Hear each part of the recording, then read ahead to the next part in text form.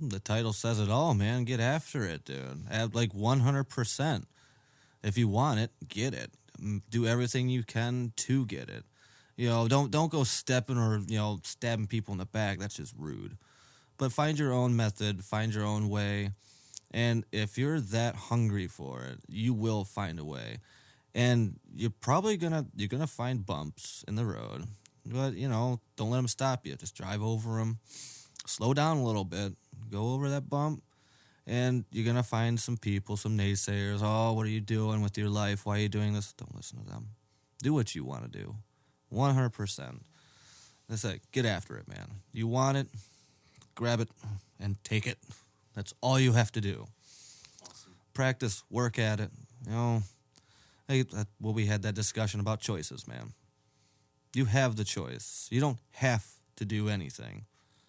It's all in your choice, dude. What you choose to do is what you're going to do. And even if you don't like that choice, well, you can choose, this sucks. I'm going to do something else. Guess what? You have that ability. So, yeah, get after it, man. Welcome to Get After It.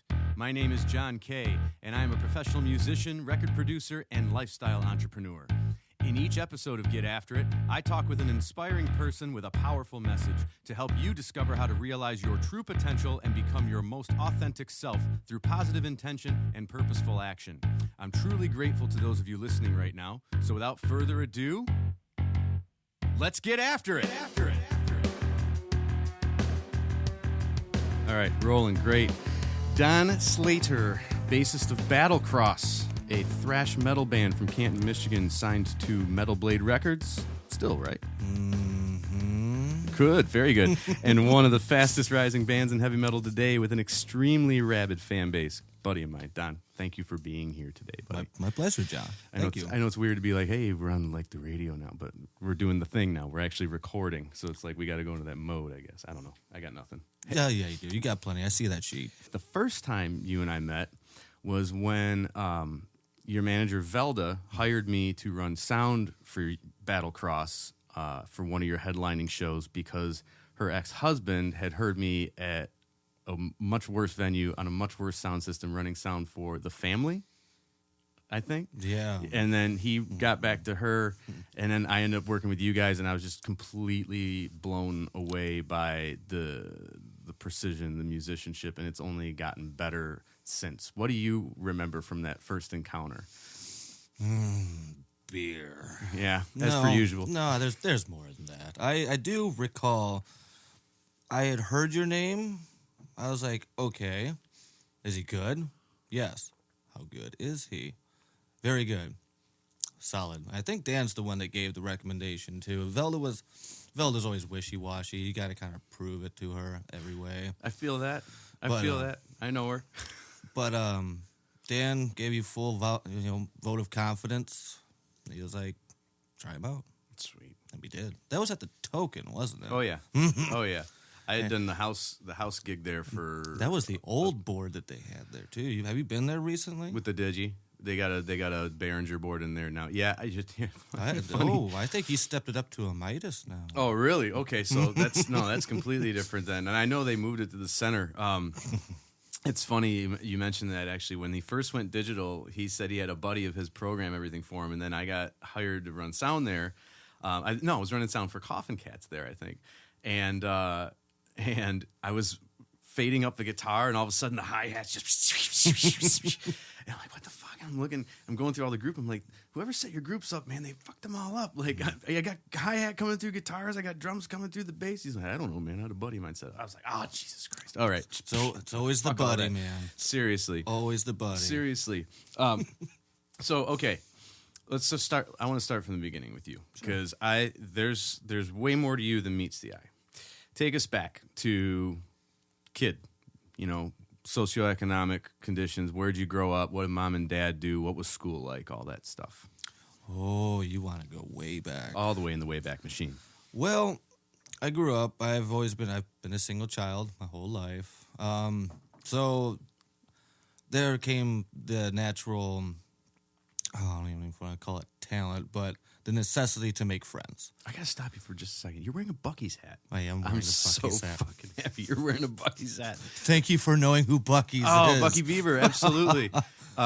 Eric, drummer, Coffin Cats, he got a Bucky Beaver patch when we were on the road, threw it on his vest and everything. Dude, we love Bucky's. Dude, Huron, that's like Waffle House is my favorite place, but Bucky's, that's Huron's mecca. Yeah, seriously, man. They got such the jerky selection. Anyway, all right. Yeah. Oh, dude, the one we went to had a barbecue pit right in the center. Seriously? Mm-hmm. Oh my gosh, that's awesome. I can't tell you which town it was, but it's one of the few that have They're like the 100 pumps or whatever. You're right, the super Bucky's. Mm-hmm. Right on. Anyway, so sorry, you were saying. But yeah, growing up, man, just had to make friends. Wasn't really musically inclined. I had a couple music bands that I liked, just dad was more rock and roll, mom was more pop, but she liked some rock and roll. What kind of rock and roll did dad like? Oh, Sabbath. Okay. Sabbath, some cock rock that happened in the early 80s, but not a whole lot. Kiss, a lot of Kiss too. I think that's where I got my liking for, say, Gwar and bands who dress up and put on a very big theatrical production on stage. And you were a slave for Gwar on a tour. Yes. What did that experience mean to you?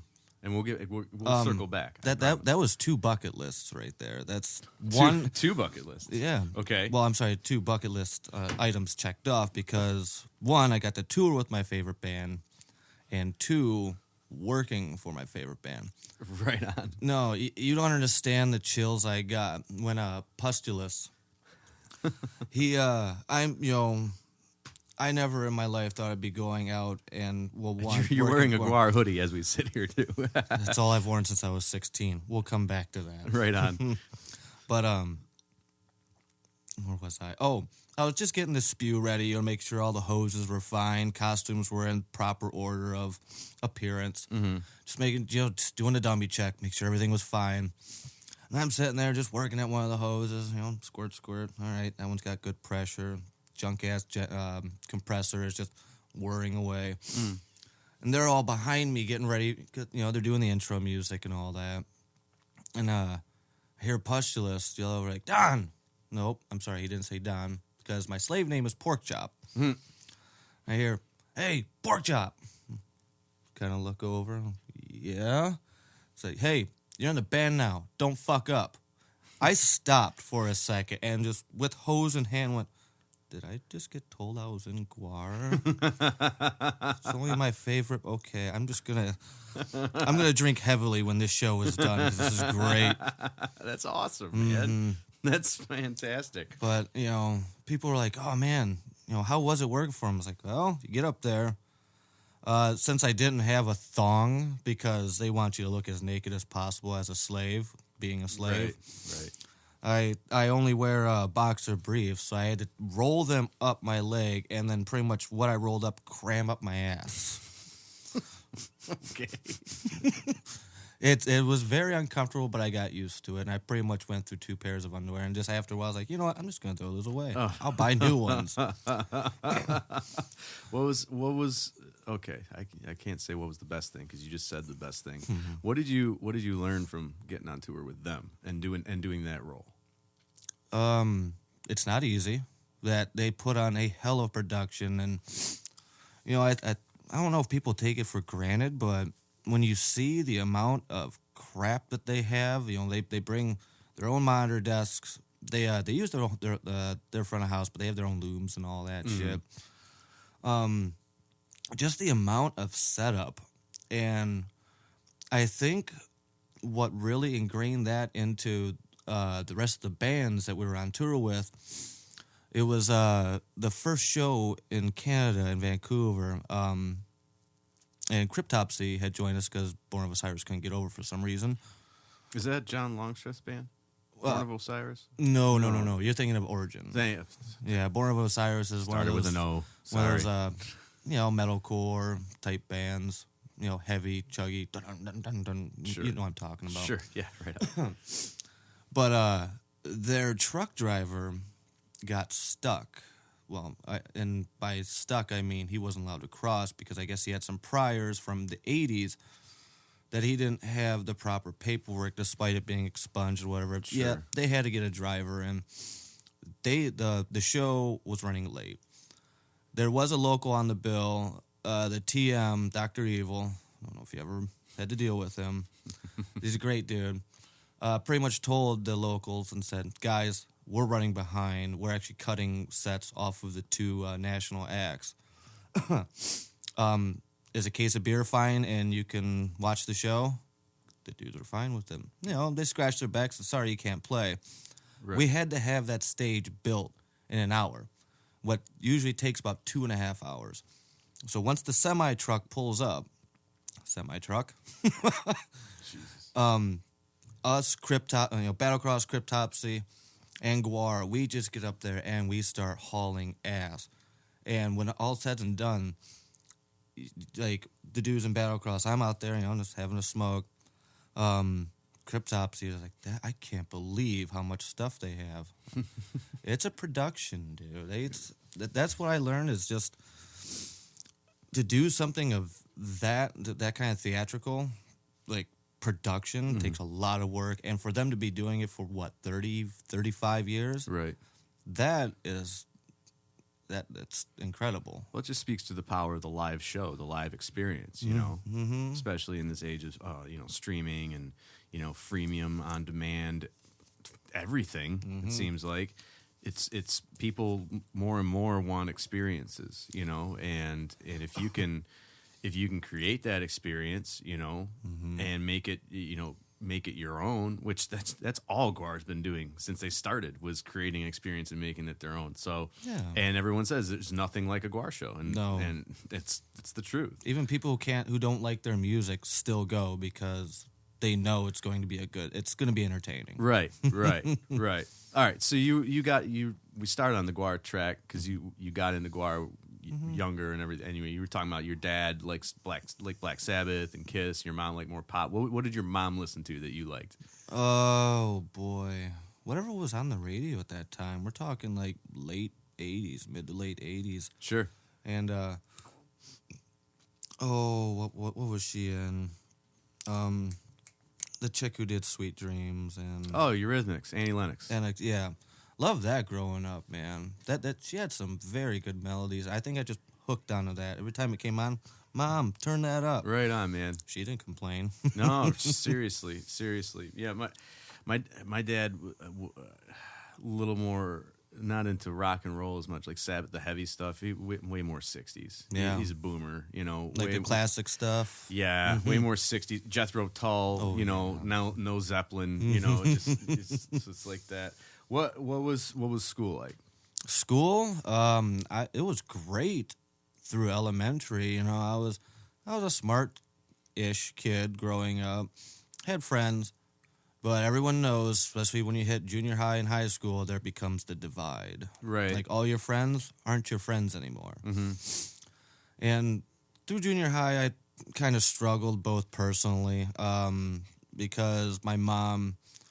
And, my real father is actually not a true sperm donor, but pretty much, deadbeat. Banged my mom, figured out she was pregnant. See you later. Gotcha. So the guy I call my dad, he's not really my dad by blood, but he's taken care of me since 3. He's my dad. Right. My mom and my dad had a split. And, of course, Mom wanted me to go live with her in Taylor.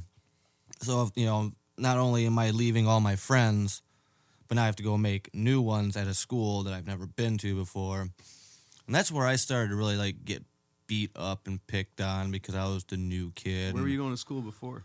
I think in my stint in Taylor, it was West Junior High. No, elementary. Oh, elementary was Barth Elementary in Romulus. Oh, so you've been down that way for right. Grew up, born in the old hospital isn't there anymore in Westland, but born in grown up in Romulus. Pretty much lived there my whole life. I'm not complaining. My neighborhood's great.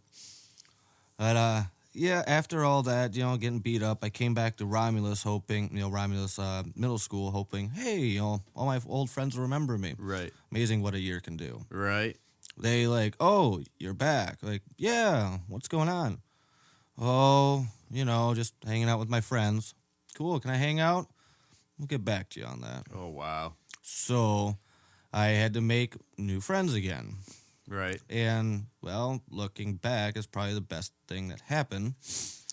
Because I had 2 friends. Well, 3. Yeah, 3 friends. Dave, Rich, and Larry. Larry and Rich, Larry a guitar player, Rich a drummer, they wanted to start a punk band. I said, okay. Yes. Like, well, we need a bass player. Cool. What's a bass player? What's a bass? does a bass player do? So we went up to old Scanlan Music over in Scanlan. Rick Scanlan. Yeah, man. Blast from the past. Yeah, dude. Right in front of Gibraltar. Went there. Oh boy. Well, yeah, I can say it. So I found out what a bass was. I really wanted to be a part of something. You know, I had some new friends. So I knew where my dad's coin stash was. I rolled up $200 worth of quarters. My friend Larry, his mom was also partner in crime because she took the quarters to her bank and got them made into like paper currency. Yes. Went up to Scanlan Music, bought an Eastwood 4-string, like a little 20, 25, 30 watt custom with a K, little amplifier. Oh yeah. Mm-hmm. Oh, yeah. And the rest. Oh, and a pick, and then went to go jam. And after jamming for a little bit, you know, using a pick, Larry and Rich kind of have a powwow and says, "Hey, you're a bass player." I'm like, "Cool. This feels like I can get used to this." Well, you got to stop using a pick. What? He's using a pick. I'm pointing at Larry. Mm-hmm. Like, yeah, but that's a guitar. What is this? That's a bass. Okay. Bass players use their fingers. Oh. So they showed me how to walk. They, you know, had some VHS tapes they put on of like VHS tapes. Yes. Ladies and gentlemen. I'm old, man. I'm old. So am I. I'm older than you, I think. That's funny.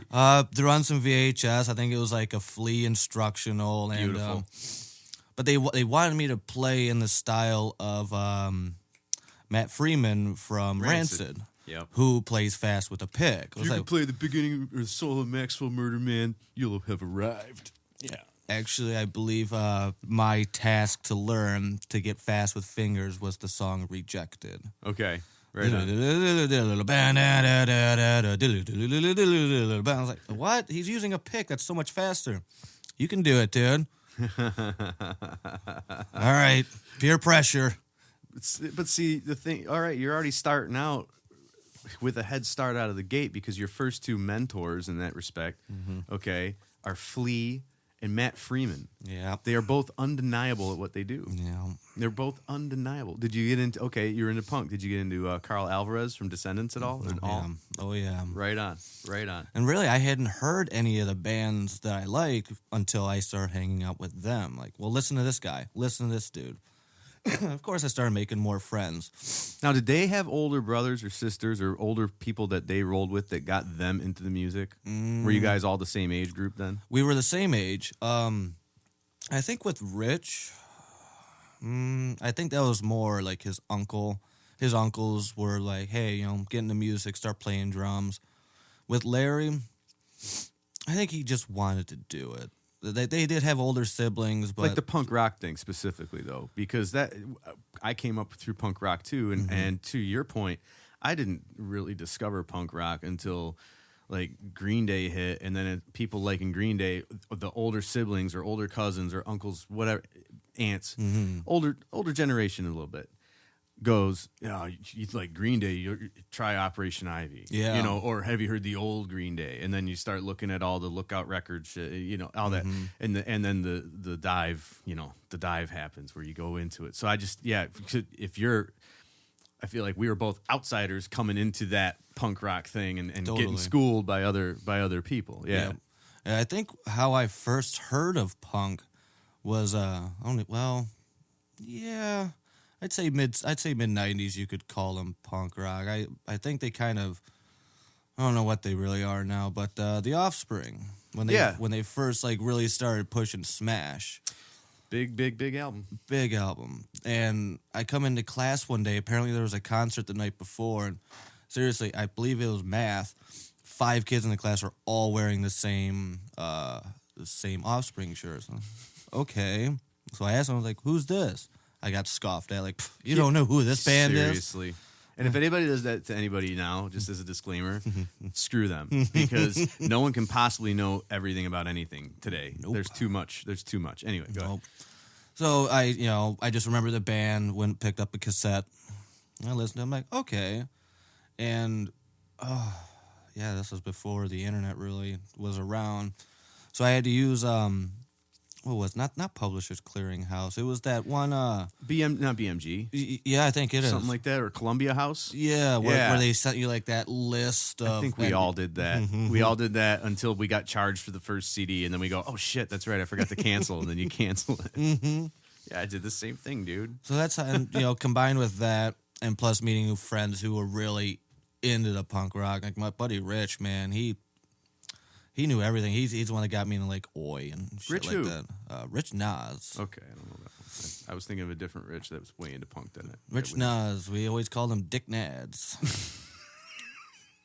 Come on, dude. Beavis and Butthead was a huge thing at that time. Okay, and to that point, okay, so this isn't even on my thing, but I asked Matt Pooey. I said, what's with the juvenile humor? Like, because that was a thing in Coffin Cats, too, to where it was like, and the common thread, literally, is Beavis and Butthead. Oh, yeah. And Beavis and Butthead started to take root for a couple years, and then when it became an undeniable cultural phenomenon is when I was finally allowed to actually watch it. I wasn't allowed to have MTV in the house when I was a kid. So it's like, I was always behind the curve on, like, the new cultural thing, and then I don't know. I don't know. I liked watching the music videos, like Talking Heads' Wild Wild Life was on Beavis and Butthead, and I love that song, covered it. Anyway, so it's like, I like that. And then, Reverend Horton Heat was that's when Vic from Coffin Cat saw Reverend Horton Heat do Psychobilly Freak Out on Beavis and Butthead. That's when he went, who's that? And then got into all, and now Coffin Cats. Anyway, Yep. So it's funny that you say that that's a big thing that. It is, man. It's... Didn't they bring it back for a hot minute? Yeah. And try doing some new stuff? Oh, I'm so bitter about that. Yeah? One season, dude. One season. You know what? It was good. Was it? It was good. Plus, they were making fun of TV shows on MTV, and I think Mike Judge was like, it's good enough. I did one because you paid me a lot of money. Okay, sure. That makes sense. That's the only thing I can think of. Probably gave him a healthy sum, but he's set from King of the Hill. He's right. He's set for life. Now, you don't just play the bass. You played flute in 6th grade. Where did you dig that up from? Is that the extent of your formal music education, is playing flute in 6th grade? What did you like about band class, and what did you not like about band class? I don't know. I definitely... And why the flute? Well, that I definitely had buyer's remorse after that. after the first... I don't know. I just thought... Because you're only sitting with a bunch of women? Maybe. Well, also... And I thought this was funny. I wasn't, of course, part of it, but in high school, the star basketball player, this dude had to have been like 6'9", 6'10" at like 16 years old. He's first chair flute. Oh, wow. So he could damn near rest the flute on his knees. Like Ian Anderson. Sweet. Go Jethro Tull call back, Dad. But why the flute? I honestly couldn't tell you. Even the music instructor. You can tell me. Why? No, I mean, I really couldn't tell you. I don't know. That's so great. I still have that flute somewhere. That's fantastic. But, yeah, even the music instructor's like, don't you want to try, like, saxophone or drums, trying to hint at something manly? I'm like, nah, flute. Yeah, whatever, dude. Whatever. Who's that, what's the guy's name? He was in the Ford commercials.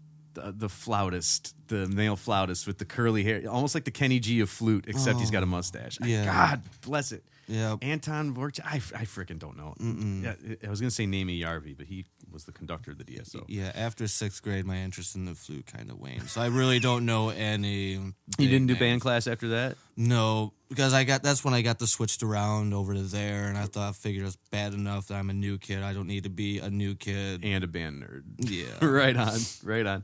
But you bowled for 23 years. Shit, yeah. Shit, yeah. I was good at it, too, man. That's, okay, yeah, 210 average. You said over the last decade. Now, okay, so did you just go and bowl on your own time, or did you do leagues? I'm very interested in the bowling because I bowled for a decade as well. Yeah. Yeah. It started off in 5th grade. My parents wanted to give me something to do so they could drop me off at Lodge Lanes for, a couple hours. I can get some stuff done, run to Meyer or whatever. Right. But they were bowlers themselves. I had shown interest in it. So since 5th grade until I popped my back and, was it 25, 26? Yeah, man, I just bowled. It was just one of those things, New friends I met once in a week. Competition, say hey, Sure. Bowl, just have a good time. Plus the cheesy fries are really good. Yeah. Bowling snacks were the best. Too. Well, I still enjoy watching bowling. I'll watch it on TV when it comes around. Like PBA. Yeah, Right on. My buddy Shaylin, he bowls on Tuesdays and Fridays. I'll just go up to the bowling alley, have a couple beers, and watch. If I see someone struggling, I'm like, dude, move a board to the left. Trust me, you're throwing it too far out. Bring it in. Really? Yes, please. Just try Please, it. for me. Just try it. They go up there and do it. Crash. It reminds me of Kingpin when Woody Harrelson's character. What's his name?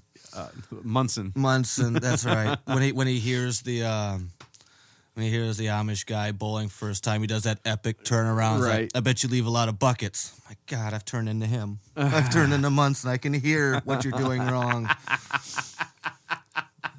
But after 2 decades of it, 2/3 of your life, you kind of understand that silly sport. But it's such a good sport. But that's with anything though. Is through time comes mastery, and to that point, you've been playing bass as long as you have. That now you got a skill set that. Man, seems like I'm good with things that begin with the letter B. Bowling, bass, beer, buds. I'd say bitches, but that ain't right. That ain't right. So, okay, how long did you end up playing punk rock anyway? What did you learn from playing punk rock? I learned I think, spiritually and just mentally, just to have a good time with the music.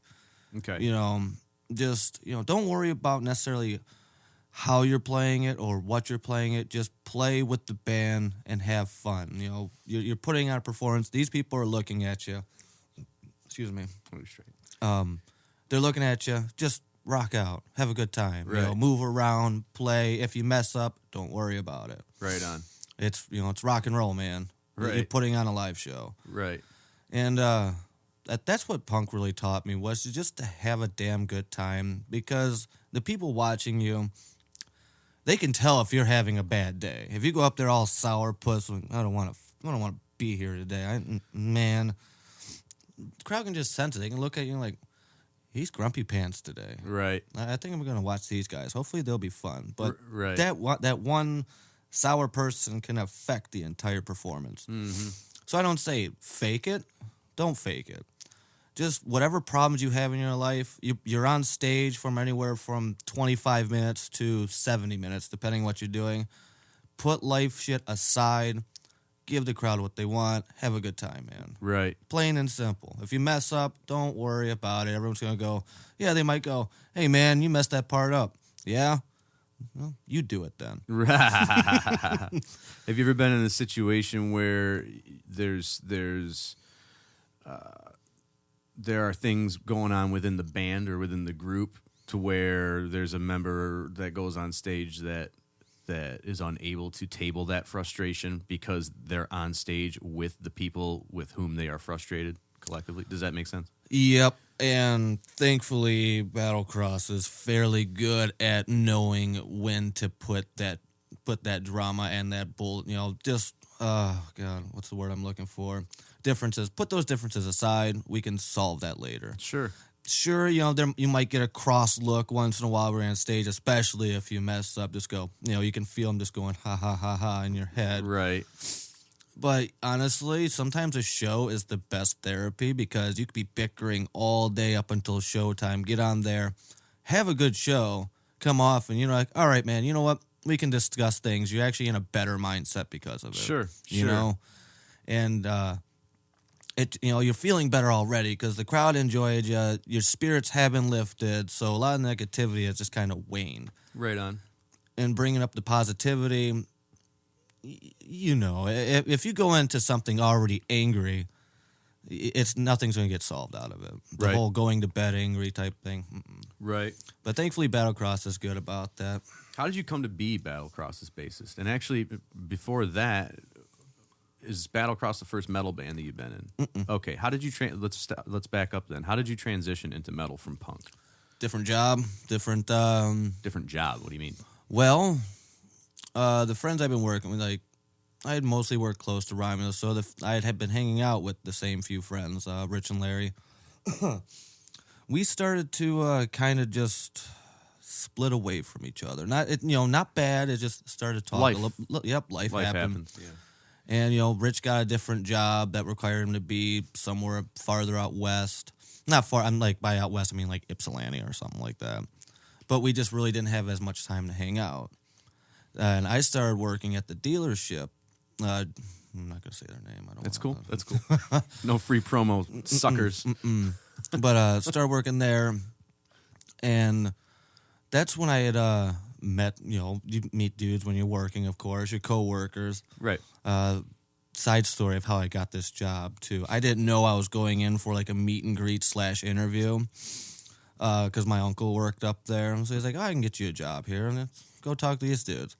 I'm like, okay. I came totally unprepared. I'm wearing a Slayer shirt. And we're going back into the shop. Go up to the desk, shake the manager's hand. And he's being flanked by two dudes. One little guy, long hair. He's got the goatee going. Another guy, Greek as hell, super cool. Still friends with him. Actually, still friends with both those dudes. Greek as hell. Oh yeah, he's so Greek. This guy, tremendously Greek. Do you want me to show you a picture of him? No, you will believe me. You'll look at him and go, wow, he's pretty Greek. He's actually pretty Greek, man. That's the Greekest motherfucker I've seen. And I didn't find this out till later, but after I got in the job, I went to report for my first day. Both Tom and Mike, and was like, the only reason you got hired was because of your Slayer shirt, right? I'm like, are you serious? Because for me, Slayer was a crossover for punk rockers looking to get a metal. Very fast, very thrashy. A lot of skaters were into Slayer. But yeah, and then because of those friends, that's how they themselves were in a band. They knew other people who were looking for a bass player in a band, so joined up with them, and that became my transition into metal. Right on. And that's how I also had to start using a third finger. A third? Oh, it was only two fingers prior. Oh, I was walking all the time. Because And now you're up to all five. No. No pinky? No pinky. He dead? This is the one, if I ever piss off the Japanese Yakuza, they can take this guy. Yeah. Seriously, they can take my right pinky. I do not need this one. That's great. Do you have any outstanding issues with the Yakuza? No, but Okay, just in case. Cool. All right. They say, you've dishonored us. I'm like, well, here, take that one. I don't need it. Frame it. I don't care. Bronze it. Bruce Lee pissed off the Triad, and that's why he had to come to the States when he was 18 years old. He beat up one of the Triad members' sons or something like that in high school, and there was a hit out on him. So his mom sent him to Seattle. I didn't know that he had a hit out on him. Yeah, they had beef. They had beef, and back then, what are they going to do to him? So then how did you come to be Battlecross's bassist then? From the other bands that I had known, they Battlecross had started up. Me and Mike. So it was a combo thing. Yeah, well, they had been to some early Battlecross shows, and we had actually performed a couple times on the same stage. And where am I going with? Mike Krieger, when he was drumming for him. Oh yeah. He hit me up because I guess Mike Hugel was, he was getting ready to leave at the time. He asked me, "It's like, what's going on with 10 Count?" I'm like, "Oh, not much, man. Just kind of smoking and practicing. Not really playing a whole lot of shows." He's like, "You want to play some shows?" Yes. And that's when Krieger was very wore it on his sleeve. He pretty much told me, "It's like, we're not taking anyone else but you. We want you. We want you." Right. I was like, "Well, we'll see. I have some loyalty in my bones. Like, Sure. I don't want to piss off my friends." And Hugo sent a very nice email. Says, "If there's anyone I want to replace me, it's you. I hope you'll consider this." Considered. Right. And that's when I talked to my band members at the time. I said, "Look, I'm going to go try out for Battlecross. What do you guys think about that?" Kind of looked at me and looked up. Said, "Cool, man." Okay. So set up a date, went up to the loft, and had my first practice with Battlecross. And The loft at Beach and 7 there? Oh yeah. Yeah. Yeah, dude, that one. The same. The same. Fuck, I got so many good stories up. Not good stories. Ditto. Thank you very much. Thank you. We could go back. We could probably do a whole podcast on just loft stories, You remember when the loft which we could do. You remember when the loft had open doors and they used to have parties there all the time? Yes. Yeah, that was my first experience of the loft. How many times can you pinpoint when you got physically ill as a result of spending time in the loft? That, because I got sick 3 times from going to that joint. Yeah. It's fucking ridiculous. The bathrooms are always sketchy. The worst was just because, remember, like, the women and men face each other and just seeing, like, some poor chick. Like, yeah, stories, man. I really shouldn't go into this. All right. But yeah, like, just went up, did a practice with them. And I said, "Well, you want to come back?" Mm-hmm. The rest is history. Sweet. You guys have had a few different drummers throughout your tenure. You mentioned Krieger. Yeah, to say the least. You guys have had a few different drummers. Krieger, Shannon Lucas, Kevin Talley, Alex, and Brian now, right? We also had Adam. You said Adam Pierce, right? I did not say Adam Pierce. Yeah, we had Adam Pierce as well for a hot minute. Right on. So drums, in my opinion and in my experience, are the foundation of any great band. If you got a crap drummer, you might have a crap band. Oh yeah, but you can't be a great band without a great drummer. Gotta have that engineer, man. Yep. He's running the train. Doot doot. But the bass is the glue. All right.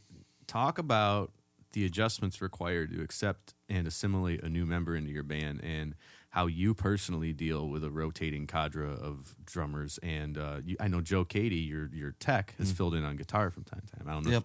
But as a stalwart half of the rhythm section, I'm sure you have a unique perspective on having to deal with a new drummer on a nearly regular basis. It would be, however, we have always used a click, so that's always kept it on time. It's like adjusting to different fill styles, how they set up the kits, because some would only have like 3 toms, the others would use 4 toms, and just different sounding drum cymbals. That's what mostly took getting used to. Just the different timbre of the instrument. Yep, because I'm always on hi-hat side, so I know what to expect on hi-hat side. Is that an insistence for you? Absolutely. Because Wolf, Wolf, he's hi-hat side too. Is that a bassist thing that I'm just unaware of? The timekeepers, man. Okay. That's the kick. You got the snare, which is generally like it's in the middle, but you got the hi-hat. Yeah. When you think of time, you think kick, snare, hi-hat. Yep. Right on. So it's just because it's right there. Plus, it may just be a comfort zone from always performing on stage left. That's where I like to be. I can go on stage right. There's also a secondary reason why I stay on stage left. We were playing a show, and this is why I made the dumb. It was at the Token, I believe, and this is when I had this lapse of judgment to start bringing a 7-string bass out with me. Jesus, I regret I like having it. It's fun to mess around with, but that thing is not a live metal bass guitar. It's too top heavy. Okay. Anyways, I'm holding it up, and it really has nothing to do with the bass guitar. It's just a little side note. No, that's cool. It actually, I'm sitting there on Gumby's right, playing, and he starts doing these head whips, the circle whips. You see where I'm going. Tell him. Hair all over, like he just flops right onto my tuner pegs, right on the headstock, and he's caught. His head is cocked to the side, and That was probably a living nightmare for a minute. I stopped. I really just stopped playing because there was nothing I can do. It was I just stopped. Turn my volume down. I'm trying to untangle his hair as much as I can. Whipped your face away from pull off of his scalp with. I kind of had to because I got as much off as I could, and that's why I just look. And Gumby's still trying to scream. He's kind of looking over at me like, "Hurry, dude!" That's so funny. And I got as much off as I could, but there was like probably a good, I don't know, 50, 60 strands still caught. I'm like, I can't get I just looked at him, gave him this look, said, "Ready?" He looked at me and said, "Just do it." Yanked it down, and I just had all this hair just cascading off my headstock. So after that, I went to his left, and that's where I try to stay for the remainder. That's awesome. Mm-hmm. I would never. That's fantastic. Yeah, thankfully he's got a full mane, so it really can't show. But seriously, I felt so bad, dude. Who is the best drummer that you have had on stage with you? Man, I'm not trying to put Brian on the spot. Sorry, Brian, if you hear this. No, Brian would probably understand. Brian's a very good dude. Brian, actually, to give him the benefit of that doubt, he's new into performing metal. He didn't start really playing metal until we had him fill in for us with the Guar run. And before that, he only had like a week and a half to learn our stuff. So he adjusted fairly well. He busted his ass then. Yep. So for like tenacity and really sticking it out, Brian is great, but I would have to say the best drummer I have performed with is going to be Shannon Lucas. Right on. Right on. That dude is a machine. Right on. He's very, very good. Dude. Where's he? Is he just doing session stuff now? Anyway. Pretty much. He's a paid hacker now. He works he does security systems. Checking security systems. Okay. He's a paid hacker. Living life in Virginia. Oh, okay. I didn't realize he moved back to Virginia. Mm-hmm. But he's yeah, man. He's just doing the session stuff. I'm sure you saw that Serpentine Dominion stuff. Plus, he had a grindcore. I think it was called Cement Casket or Cement Grave, something like that. Sounds accurate. But, if he still has the extra drum, that's the whole reason he came out with us. And, there was a price to pay to have Shannon Lucas come out with us. But that's another story for another time. You mean dollars price? No, I'm talking like another established band around here doesn't care for us very much because of said. And, you know where he came from. I see. And I see. I get it. Long story. I actually tried to reconcile with a couple of members, and, I got called. Nothing doing? I got called all sorts of names and such. So I was like, well. That's not nice. You're a nice guy, Don. I try. That's not cool. Well, it is what it is. But, yeah, man. Shannon, I was happy. He came along. It was a short stint. Yeah. But we did our second Euro run with him, and he looked at us and said, "Guys, I don't want to do this anymore. I think I'm officially done touring." Because he got the edge back. He wanted to do it again. He had new material. Mm-hmm. But I think he just, the burnout he got with performing with Black Dahlia Murder transitioned over to this. And I think he just got wore out, man. Yeah. Mm-hmm. Well, what... I hear stories a lot about guys getting worn out on the road. Mm-hmm.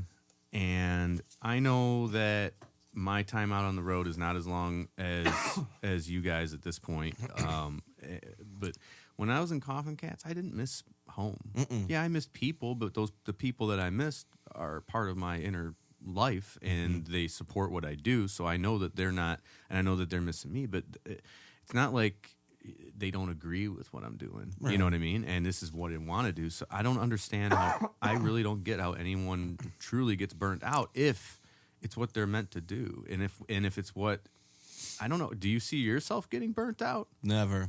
Yeah. No. See? No, actually, I love being home, like you said. Like seeing family. Like seeing my, being with my dad and seeing my mom, friends once in a while. But at our stage in life, all of our friends have their careers, they have their families, their kids.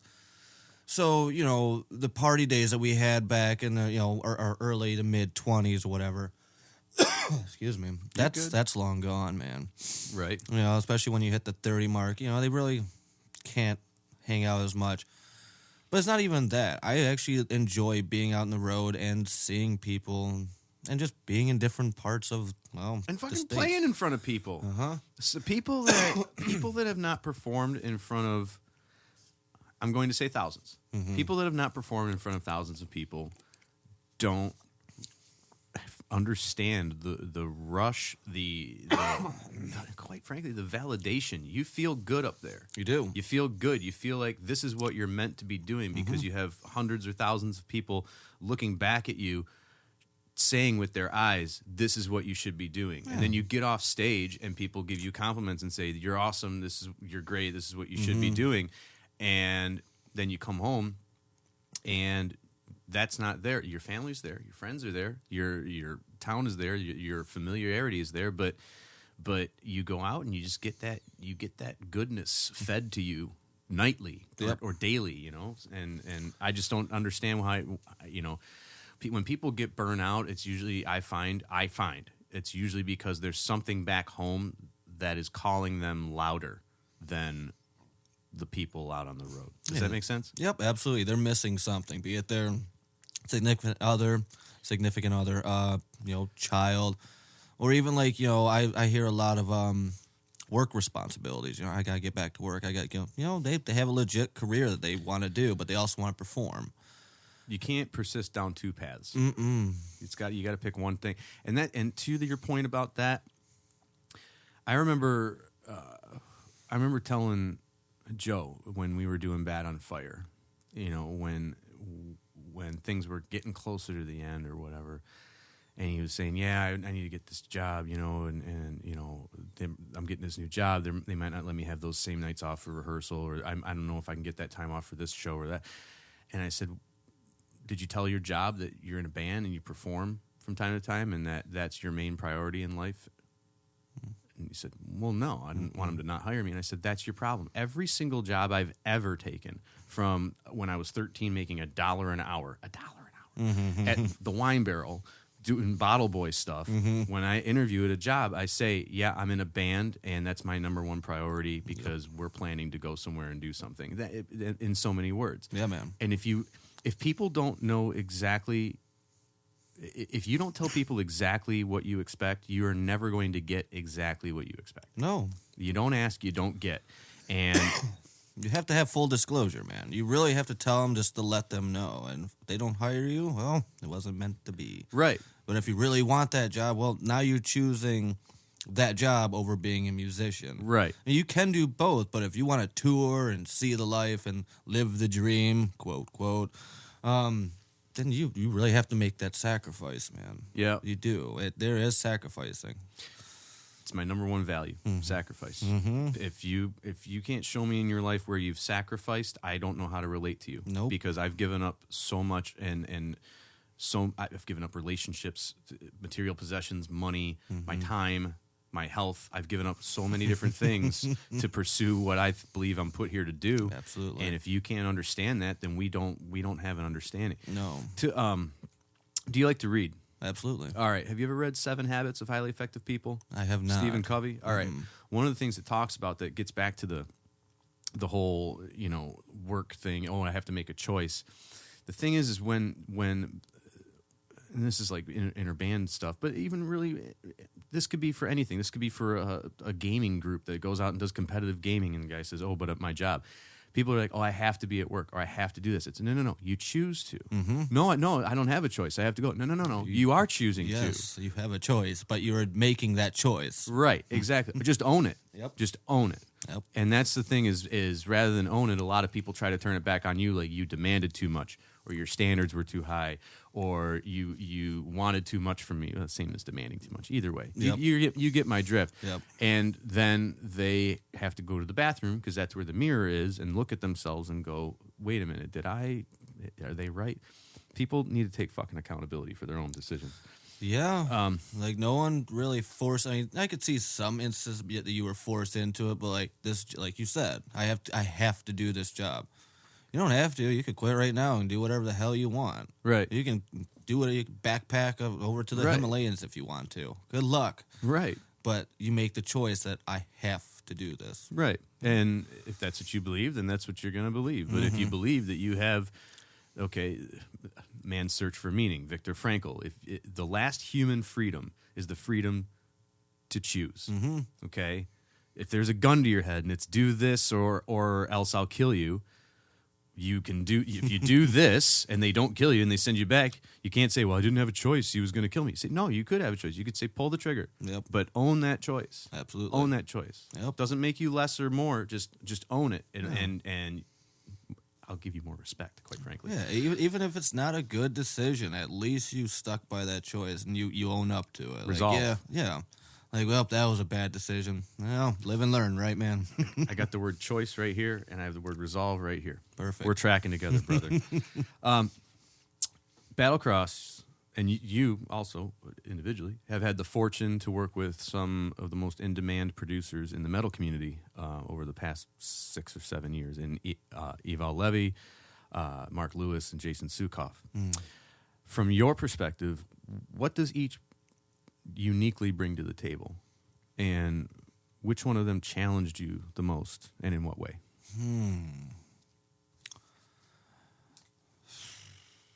That's a great question. Thank you. I thought of it myself. Well, at EL, that was our first time. Why did God damn it! It auto-corrected to Evol. Did it? It's EL. Yep. EL. Anyway, sorry, EL. No worries. Mea culpa. He's cool. I believe you. He's very technical minded, and that's when he was still working with Audio Hammer. And that was our first time really working with a producer who not only had performed in other bands, because he had been in Doth. Doth and someone else. Can't remember. Anyways, someone who's established and really knew his stuff about music. Coming in, and I'm like, okay, well, let's try this. And it's really just listening to him and, taking other ideas. Like, well, here, try this. Close. Try this. And really not getting... I learned how to not get frustrated over being produced. But he also taught me, stick to your guns. Because at first, they weren't even going to fly me out to do bass guitar. They were going to have, just to save cash, they were going to have, either Tony or Huron do the bass. And wait, I want to just make sure I understand you.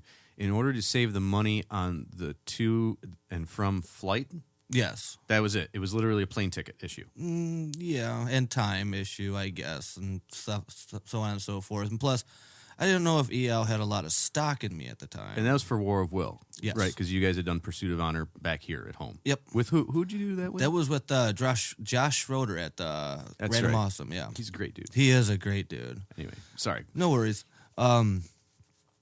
And because they told me this, and here on Tony's like, no, we need to bring Don out here, and he wasn't entirely sold on it. It was why, and then I went in and they like to do several tracks.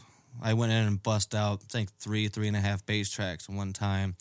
EL just looks at him and says, "All right, I'm glad we brought you." That speaks to your undeniability. That's... Oh. I know. No, honest to God, man. I'm putting together a group of musicians right now to perform my solo stuff, 15, 16 people, because my shit's really layered. And the whole sales pitch to all these musicians is, do you want to be part of a show that is undeniable? Do you want to be part of a show where even the haters in the back sipping their beers waiting for you to fuck up so they can turn to their friend and go, hey, they've just fucked up, man. So where they can just stand there slack-jawed and then go home halfway through the show because they know they're not going to have shit to talk about. Yeah. That's the type of show I want to put on every fucking night. And if I can't put it on night one, what's the point of even putting a show on? Right. That's how I like to approach it. So my undeniable. The people that they write books about, Paul McCartney, Tommy Lee, ICP, Dave Grohl, the Beatles, Mick Jagger, Keith Moon. Books, the people that get books written about them, the greatest, are undeniable. They're fucking undeniable. There's something about them that's unique, and your bass playing is undeniable. Thank you, man. No, shoot. But you retain your humility, which is awesome. So, anywho, but you get down there, you wow them, you slay it. and he told you to stick to your guns. Now, why is he saying stick to your guns after, was it a thing of, all right, yeah, you needed to be down here? Well, I think he knew that I wasn't just, your typical bass players. Like, get up there, just hammer on the low B for a little bit. And it's like, he knew I actually had creative process in making this album. Right. So it really, with him, it opened up, it pretty much got rid of the boundary of saying, not the boundary, but the nervousness of looking at, the producer like, I better do everything he says. I can actually contest what he says. Yes, Right. he's producing, but I can put in my 2 cents. Right, absolutely. And if he says, well, try this, like, honestly, I feel better. I like how this sounds. Trackies, looks and says, yeah, actually, that's pretty damn good. Cool. Save. Sweet. And now, how is he different from working with Mark or Jason? We really, I personally didn't work with Mark a whole lot. He seems to be more on the guitar front of things. Oh, okay, fair enough. What about Sukov? With Sukov, I did all my tracking with him. Hell, I slept in his control room. Sweet. Yeah. I've done that. That was my bunk, was the couch in the control room. So I'm only surrounded by several $1,000s worth of gear. Wake up, Yeah. Okay, I guess go have a smoke. It's now. one of my favorite places to wake up is in the studio. Right. It's so great. But Jason has a very this may have been a different. This may have changed things. The band that he was supposed to record after us had to cancel, so that opened up a lot of time. So, he would we wouldn't start tracking until like 4 p.m. Okay. But he stays up until 7 or 8 in the morning. He's definitely a night owl. And, it was very, with Jason, it was very relaxed, almost lazy, but I won't call it lazy because that ain't true, but very relaxed environment. So it's just a different vibe. Yeah, it's a different vibe. But with Jason, man, that dude has an ear something fierce. Like, when you're tuning, the little sense, you see the needle barely off, he can hear that with his ears. He said, you're off. You're off. You're off tune. Sure enough, check the tuner. There it is. Yeah. And if it's reading right, he says, well, go do your intonation real quick. All right, check my intonation. Boom. That's right. Sure enough. And the needle moved, I don't know, a hair. Yeah. I was like, yep, that's right. In time and in tune, for any bands listening, any musicians listening out there in a band, in time and in tune are the 2 most important things. If you can be in time and in tune, things will be forgiven. Mm-hmm. But if you're not in time or you're not in tune or dreadfully either in time or in tune, you're screwed. Oh, yeah. Screwed. And it's just, having the material ready to play. Yeah, how long do you normally rehearse before you go into the studio? Like, what's the pre-production phase like for... Well, with War Will, we had about a month to really just practice and get it down and, really work with each other. But the last 2 albums, because we had touring so much, we didn't have a whole lot of time to sit down and write. So we would just record some songs, send it to each other. Okay, that sounds good, but I made some edits here. Let me try this. And, we kind of just used the internet to Are you guys all using conglomerate. the same software to do this or something? Or Yeah. What was it? Reaper. Oh, okay. Yeah, Good. I keep hearing good things about that. It's Reaper. I mean, they have an infinite trial period, which is great. As long as you're not looking to if you're just looking to write scratch tracks or something, Reaper's Demoing. awesome. Yeah, right on. Where was I going with it? Oh, with the writing process. Hell, even Rise to Power, we had maybe 3/4 of the album written, and when we went to the studio, we had to finish writing it in the studio. Do you ever write on the road? Try to. Doesn't work out too well? It depends on what kind of tour we're on. Like, if you got days off or something? Or well, it's not even days off. It's how the venue is set up. I mean, you need some room to operate. If they only have green room for a green room or dressing room for the headliner, and you're kind of stuck at merch all day, you can try to work at the bar before doors for a little bit after they're set up and all that. But that gives you an hour, and you really have to adjust. Okay, need to get into writing mode. And I'll do it. And sometimes I'll write stuff and just put it on my phone or hum into my phone or something like that. it's just it's kind of a pain. It's just the few weeks off that we get home. It's pretty much nose to the grindstone. All right, man, just start writing riffs. Just start trying to put together songs as much as we can that we can give it to the dudes. See how they like the direction you're going. But yeah, man. You, I remember hanging out with Velda a few years ago, right when War of Will was getting ready to come out. Before, I think you guys had just got the masters back, or were about to get the masters back, and she played down the album for me on her front porch patio at her old place, and she was saying that you stepped up with lyrics for that album. Oh yeah, and one of the ones she pointed out specifically was "Man of Stone," and I remember her being taken aback. We had no idea Don had this in him, and I looked at her. I didn't even really know you except for like, our brief interactions here and there, and then, we see each other on Facebook all the time. But, like, I remember going, "You're surprised?" I go, "The guy hangs out in his room for the most part. He's probably a fucking creative genius. Like, he's probably got way more in him that he wants to put out there, but is kind of like, hey, I did this thing." What do you do?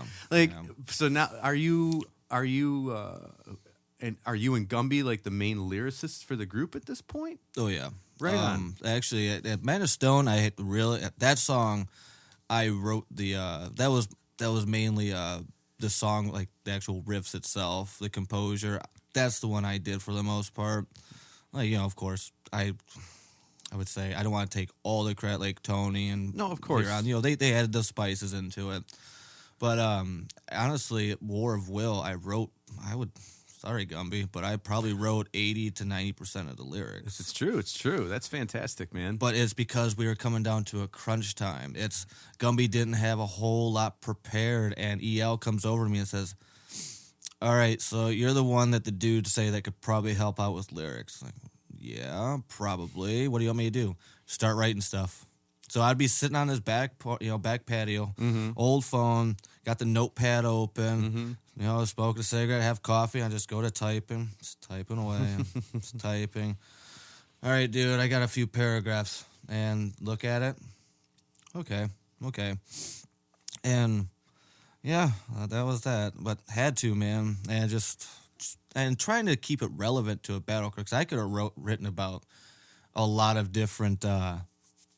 What do I want to say? Like different topics. But, Battlecross kind of has this, fight for yourself, courageous, keep your head up type. So, trying to keep it positive. Yeah. But I also like to bring a little macabre into it. Like the song Ghost Alive. That song, thankfully, back then when I wrote it, the dude I wrote it about was in a very rough spot in his life. He spent, time in the Army. He was supposed to be an Army diver. Pretty much got relegated down to fishing out while grabbing his buddy's weapons, his dead friends. Oh, jeez. Ammo collection and shit like that. Jeez. So he was having a very hard time with PTSD, seeing his friends dead. That's what that song Ghost Alive is about, is pretty much, but the way I wrote it is that even if you don't suffer from PTSD or anything debilitating like that, you can still relate to some of the lyrics. I try to keep everything relatable. Right on. Don't get me wrong, I love, Cannibal Corpse, fantasy stuff. And very, very blood macabre, and guts. covered in sores and hammer smash face. I love the writing in that because it's so graphic, and same with Guar's writing. Like Brocky, he was a genius when it came to the pen and paper and just writing down filthy stuff, but making it all make sense in a way, not really that I can relate to, but just telling a good story. Right on. But with Battlecross, it's all about making it relatable. Not only the music, but the lyrical content relatable to the audience. Yeah, right on. So, okay, so you just said not only the music. So you find your music is relatable?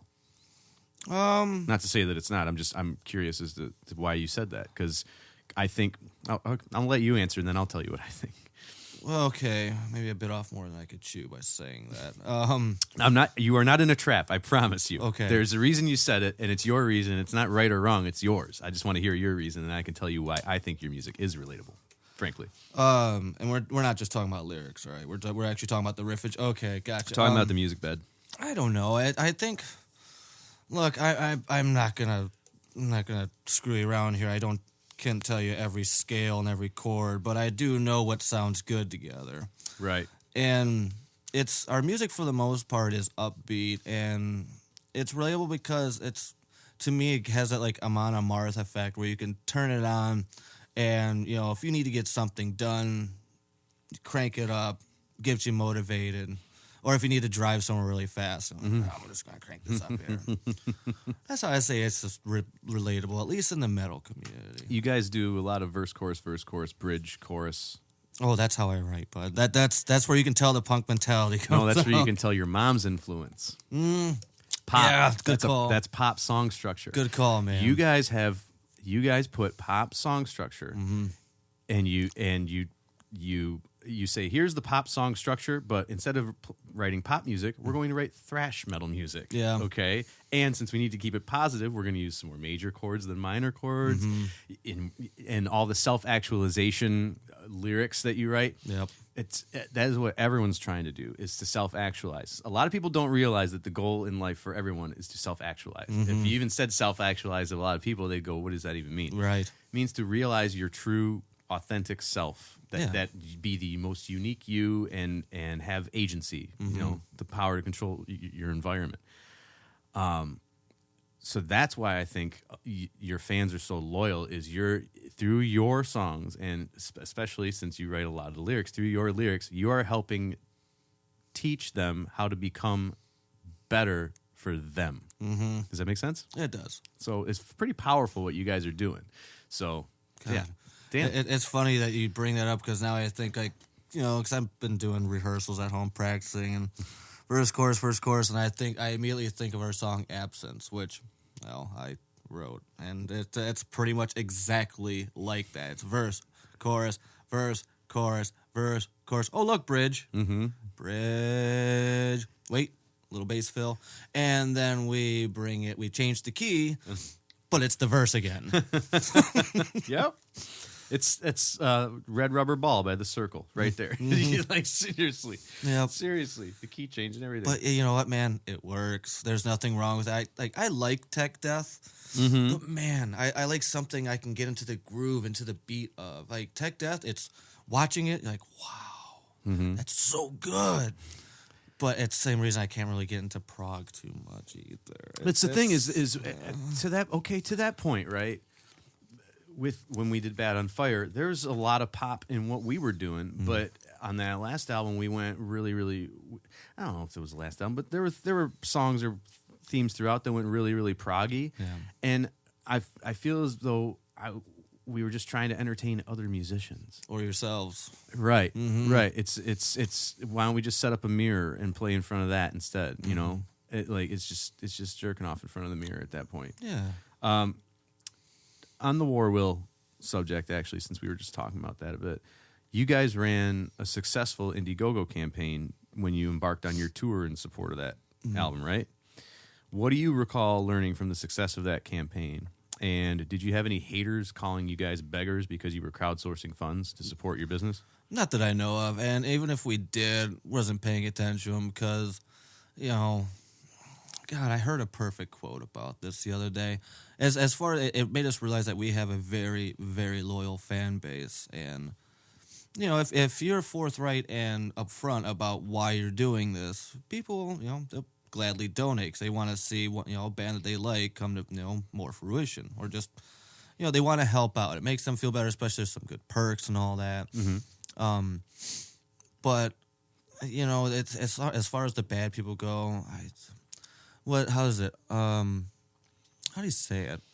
The bad, it sticks out because it's not the normal. You know, when you hear like, oh, this album's great, you know, you guys are good, you know, okay, yeah, thank you. When you hear just someone say, you know, you guys suck, you just go, what? Because it breaks the normalcy of, you know, people, you know, just enjoying your music. So, of course, especially these days online where everyone will troll just for trolling's sake, you really have to steel your skin to prepare for that. Or you can fire back, but I prefer just to ignore those type of people. Dismiss them, just outright, like, don't give them the time of day. It's like, whatever. Right on. I can dig it. But as far as crowdfunding goes, I've don't want to see it abused, but it's a very it's it's a good tool. It's viable. It's very viable. Right on. Let me ask you this. So you were famously hand-selected by Metallica to perform at their inaugural Orion Fest in Detroit a few years ago. Yeah, man. Inaugural. What did you learn from that experience? James Hetfield is really tall.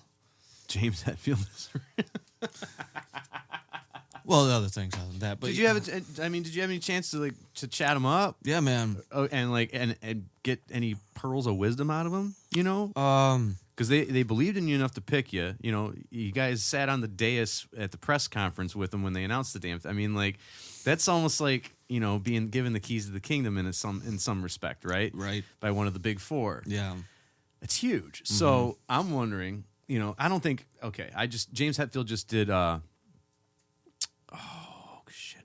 Was it Joe Rogan? Did Joe Rogan have James? Yeah, Joe Rogan had James Hetfield on a bit on his podcast last week or 2 weeks ago, and I listened to it. And the guy seems so down to earth, so chill, just humble, even still. Yep. Even still today, you know. So I can't imagine that the interaction with you guys was superficial or anything like that. Of course, Oh, no. When you got to do the business, But no, it seemed like you guys palled down. I just didn't know if there was anything from that you could share with the audience that. Well, it really teaches you just how to be humble. I mean, this is James Hetfield from bloody Metallica, dude. Right. Who are still relevant. Yeah. That's the thing. A lot of these old dead legends, they're not necessarily relevant. They're doing the greatest hits tours. Mm-hmm. Right? But he's just I really didn't get in very many words in because I got to say hi, and he complimented me on my bass guitar, and he's just cordial, how do you do, so on and so forth. But being guitar players, of course, Tony and Huron took every opportunity they could to really chat him up. So there's a few pictures you see me standing next to him, but I instead of talking to him, I got to listen to him.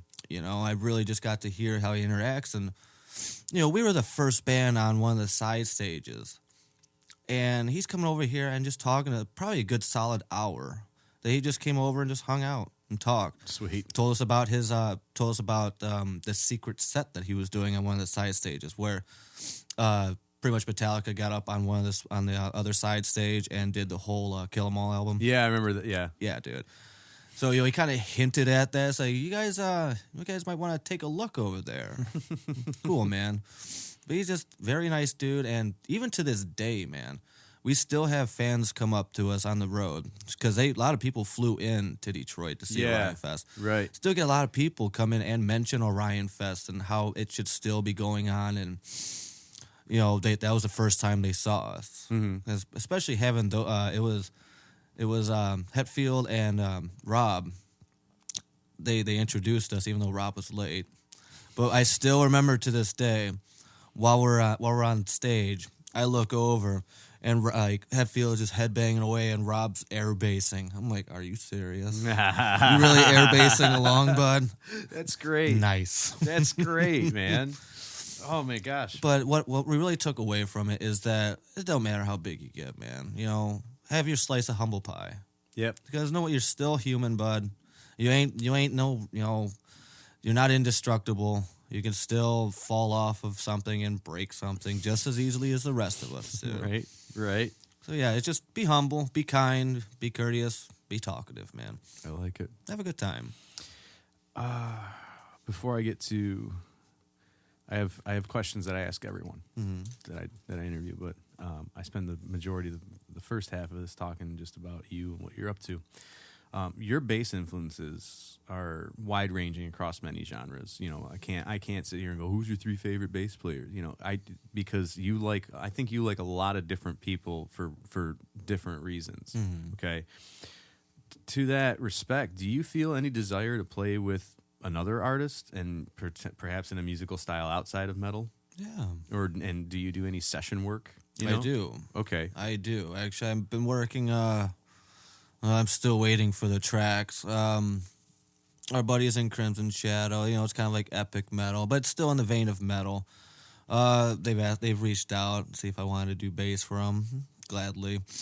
But unfortunately, it's like At one point, I think it was when we were working on War of Will, EL wanted to get a project together with Jeff Loomis and do something with that, but that never panned out. I've had offers, but most of the time, because musicians have busy schedules, nothing really collaborates. But when I'm home, I want to keep busy. It's like the rest of the dudes have families, whatever. Mm-hmm. Like, have you heard of the band Max Sabbath? Yeah. Well, The McDonald's Black Sabbath spoof band. I bass tech for them. Oh, okay. So, I get to help them out on the road. It's interesting. It really is. But, granted, it's still in a vein of heavy metal, but, Right. It's nice to be around musicians who aren't just all thrash all the time. How does your dad, it's kind of come full circle. He liked Black Sabbath, and now you're teching for Max Sabbath. He likes the costumes. That's about as far as it goes. Mm-hmm. The lyrical content, not so much, but he still gets a kick out of it. He thinks it's a little bit much. He's like, Black Sabbath was better. It's like, of course they were better. I mean, they only wrote the songs, dude. Righteous. But every opportunity I can get, man, I really haven't made this decision until like the last 6-7 months. It's like, because with Tony having a child, I see us like not touring as much, so we're not gonna be on the road like 8 months out of the year. Maybe half the year we'll be on the road. But in the interims, dude, in the meantime, I want to work, and even if it's doing session work back at home. Mm-hmm. You said you got some project you want to go. Whatever. Keep me busy. Keep my hands on the bass guitar. I can only run through so many scales and Battlecross songs until I'm just like, ugh. Right. Come on, man. You need that new, Mm-hmm. that spark. But I have my buddy Dustin. He lives down in Lake Charles, Louisiana. I wish we could do more stuff, but kind of had a hand in a country album for a band called Cowboys of Porridge. Nice name. Mm-hmm. And, I didn't do a whole lot on it, but I definitely advised Dustin on it, on a few bass lines, like, try this, man, or work with this. It's just advising. It's fun. And like I said, it's different genres. It's refreshing. Right on. I'm not even a big fan of country, but just working with it and trying to get into a different mindset, it's fun, dude. Right on. Helps you keep expanding and growing. And plus, if you can bring any of those ideas into metal, so you know what? I tried this one time. Let me try this. Maybe speed it up a little bit. See how that works. Right on. Mm-hmm. On the Battlecross website, you mentioned hermiting as one of your hobbies. Hermiting. Yeah. Along with hacky sack, which actually How old is this bio? too old. Actually, as a matter of fact, you should probably update it. Yeah, we do hacky sack at Wing Chun Do every day before we start training. It's funny. I love hacky sack. Okay, but you mentioned hermiting as one of your hobbies, Yes. and you kind of put it out there across your social media that you're like this forever alone guy, right? Kinda. Why so lonesome, Don? Because I know you like disc golfing, I like hacky sack, and when the weather turns, Jackie likes disc golf. We'll go disc golfing, dude. Absolutely. But why this forever alone? I don't know, man. It's my inner Eeyore coming out. Your Eeyore. Yeah, I've tried slaying that bastard, but he rears his ugly head once in a while. I don't know, man. I think it's a byproduct of having just kind of a rough childhood / teenage years, because I gave you the synopsis of all the good things. There's a lot of shit that happened in between too. Yeah. I think it's just the leftover, and as much as I try to cast it out, it rears its ugly, stupid head once in a while. I can empathize. And Believe me. I get shit on it for all the time, especially Jason Kaiser from Origin. He'll be like, dude, this is so sad. And I'll hit him up like, dude, come on. He's like, just stop being sad. Like, if you're sad, don't make a fucking post about it. Pardon my French. No, it's fuck shit cock. Okay. But, he just tell me, it's like, dude, I'm in your corner, man. Just stop being so sad. Like, all right. So I've, within the last few months, I've tried to make this PMA, press for, come on, dude. PMA. Positive PMA. mental attitude? Absolutely. Dude, look, the only thing I have my demons too, man. Trust me. All right. I've been specifically, quite frankly, I have like the same dream almost every night where it ends with I'm supposed to play a show and I'm either late or I don't know where it is, or I go to set up my snare drum and I set the snare drum down right in front of my kick drum, and then I go to grab my other drum, one of my toms, and set it up, and all of a sudden my snare drum's missing. Oh, no. And then the rest of the dream is me looking all over the venue and being yelled at by my band and trying to hide from the audience. And then I go to climb at the top of the building and then probably jump off, and that's when I wake up. That's rough. Dude, I've been in so many bands and had so many promises that people have made me and just been betrayed and taken advantage of for so long that It makes you jaded, huh? Fuck yes, it does. Fuck yes, it does. I could see it. It also makes you look at, where do you spend your time? Like what are you going to waste your effort on? Is it going to be? We could go down that fucking road, but one thing that being in Coffin Cats taught me is that in a way that is profound to people like myself, back home doesn't matter. You know what I mean? Mm-hmm. Right? It's when you get out there and you see that everywhere's a small town and that everywhere's got,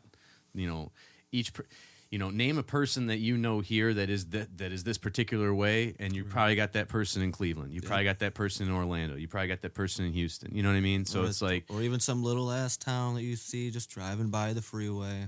Beckley, West Virginia. That's one of my favorite places to play. But yeah. Oh, have you ever been? No. Oh, dude. Oh man, you guys would slay Beckley. I think we've only played one show in West Virginia. And that's in Wheeling. Oh, okay. Yeah.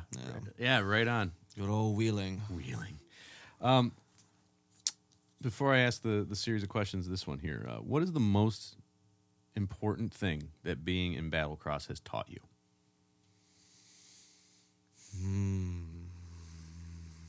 Good one. I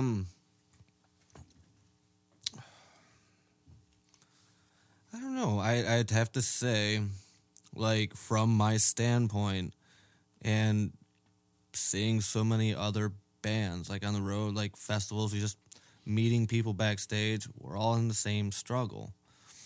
It's it really to empathize and to encourage.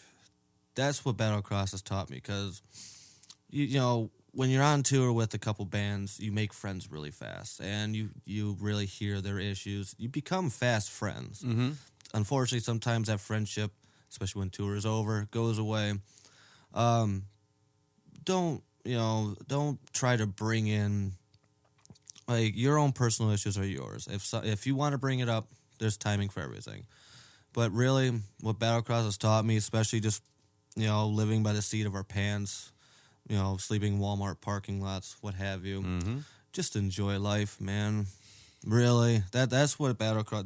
Don't sweat the small stuff. Right on. Because I see people, people get stressed out about some of the smallest things. It's like, it's not that bad. Really, it's, about 5-10 minutes of your time, this could be solved. And this is just life in general.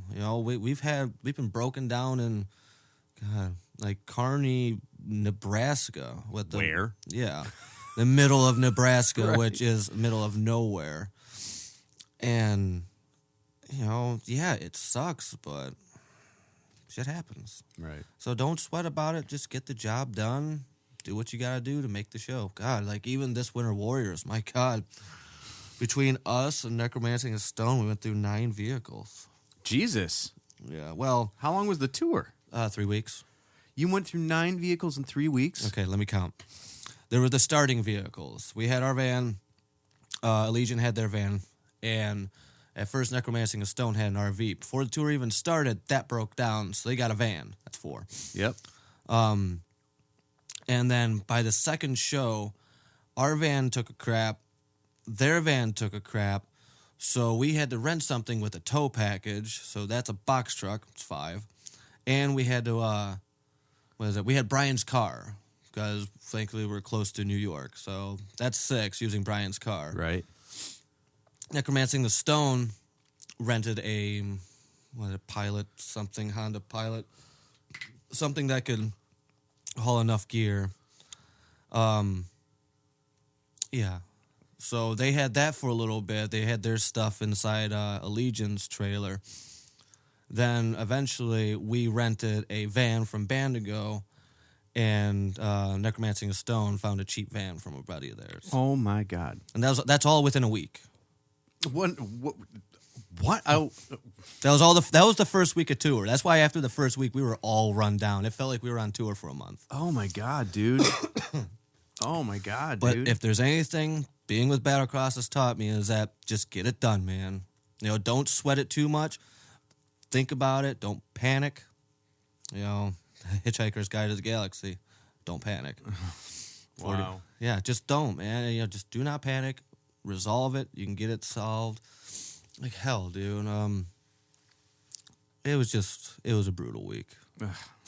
But And that was just last month? yeah, Wow. but not one show was missed.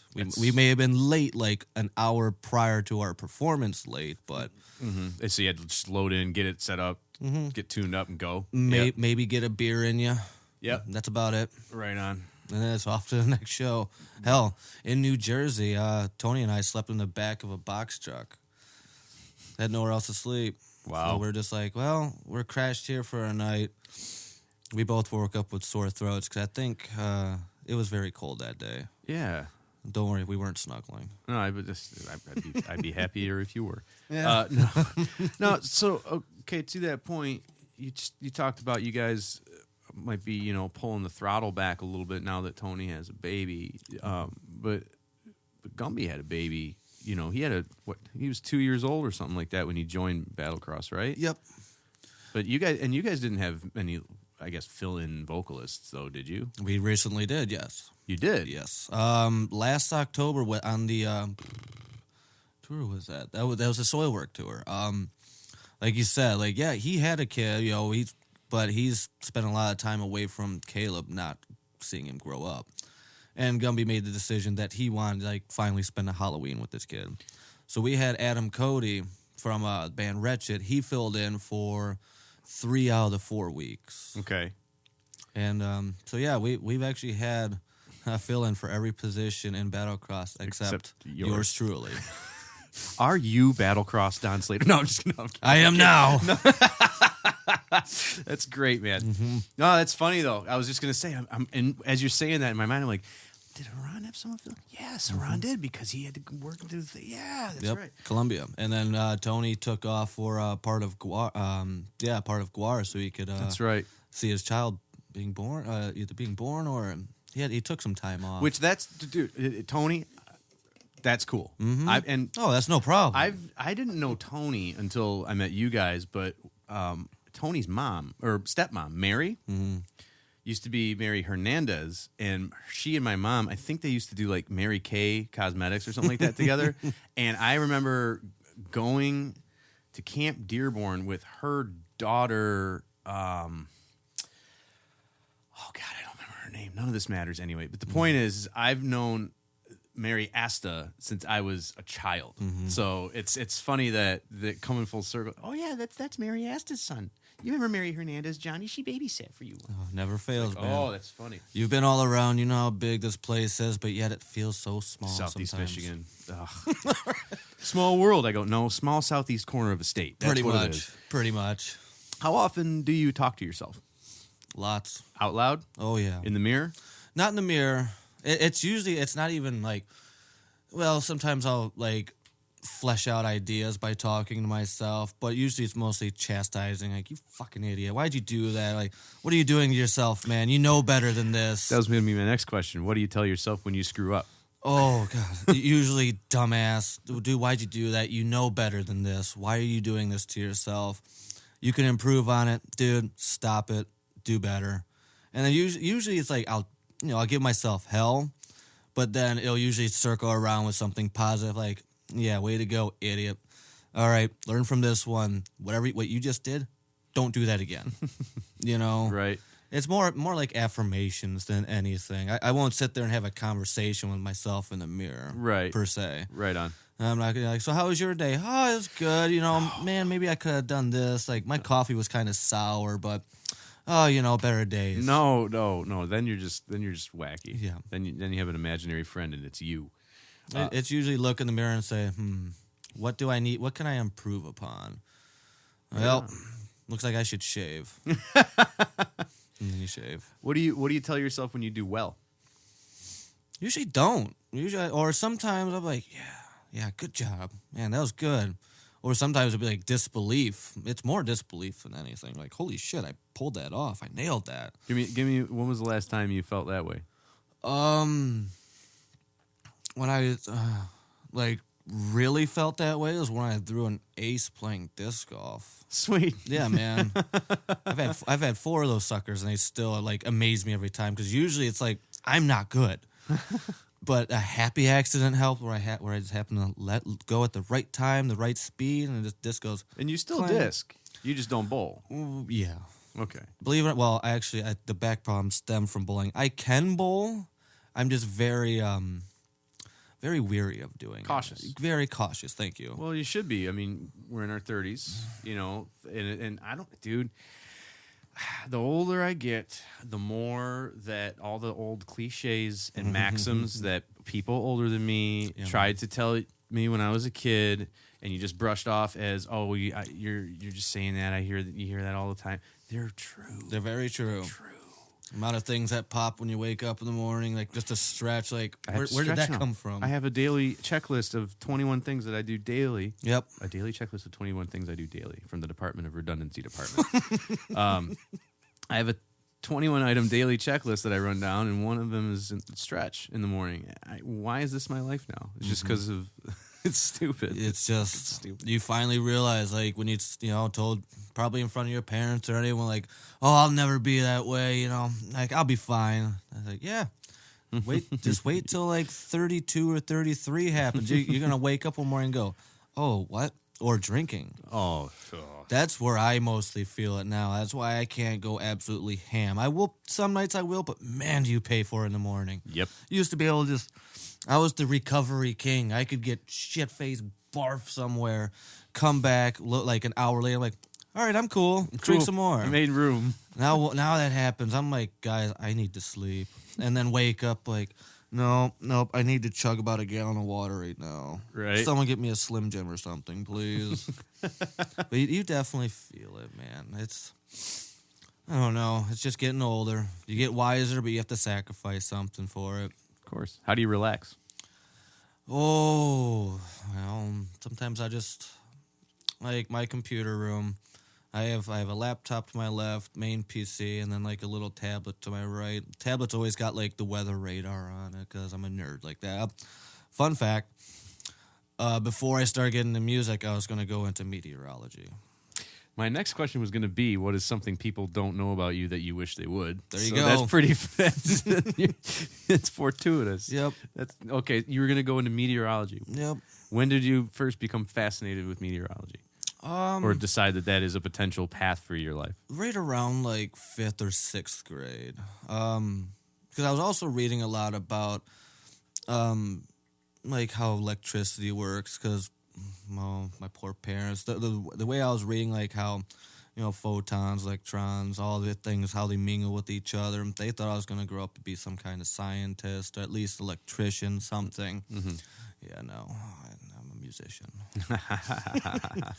But it's just, I don't know. I had an interest in it, but being a teenager, I wouldn't say ADD, but your attention gets pulled away very fast. As a teenager? Oh, yeah. Yeah, because, hormones are kicking in. That's first of all. Then, social groups are forming, and you have to, you're at that age where you're impressionable enough to, go into another, you're going to the punk rock group, you're forging your identity and all that stuff. You got, bigger priorities than your career path. Yeah, right. But when you're a kid and everything's cool, you can think about that. Mm-hmm. But it seems like you, to circle back to what we first started talking about, when you hit that junior high years, sometimes even 6th grade for some people, but like you hit that scene and now all of a sudden you can't have that as a priority, or you're being molded to go a certain direction or whatever, and It's unfortunate because in all the books I read about, self-actualization, stuff like that, and greatness, it's finding that true calling, that the vocation, from the Latin voca, to call. Mm-hmm. It's finding your vocation and remaining true to it is the most important thing. And so it's like you have it when you're a kid, but now you've pivoted into music, and it's you're doing well in it, obviously.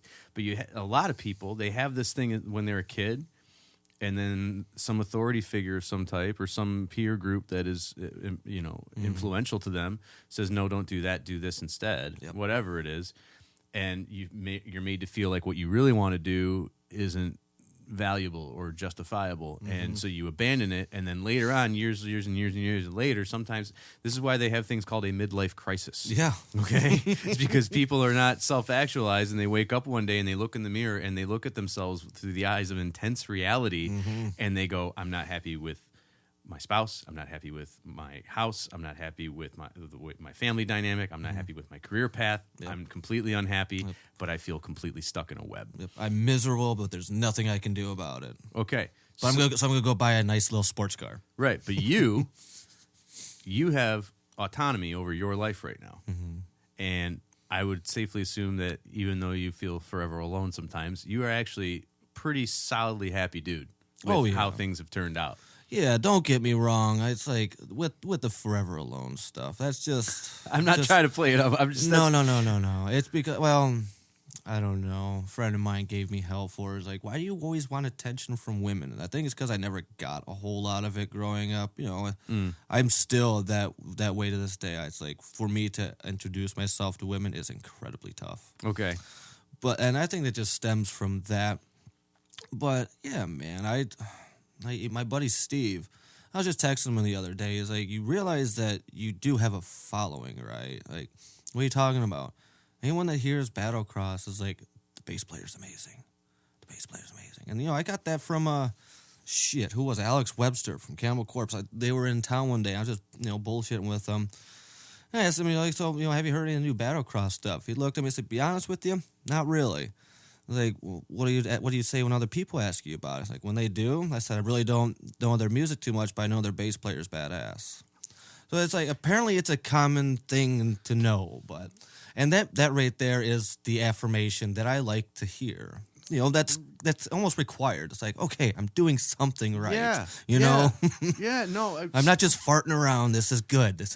Dude, every time I put out a song, there's always that moment of, can I do it? Yeah. Okay, and fuck. In the Paul McCartney book, I just got done reading this Paul McCartney biography. 800 pages. It is the definitive biography. The author had McCartney's tacit approval to interview anyone and everyone from his life that's alive and ask them anything and everything about Paul. And if they were willing to talk about it, Paul said, yeah, no problem. But he always had final approval. And at the end of the book, fuck it. It's right there on the shelf. I'm going to pull it up. At the end of the book. Wow, that is a big book. Dude, it's fantastic. He wrote a tome. It's fantastic. It's fucking... Okay, there's the chapters, amazingly.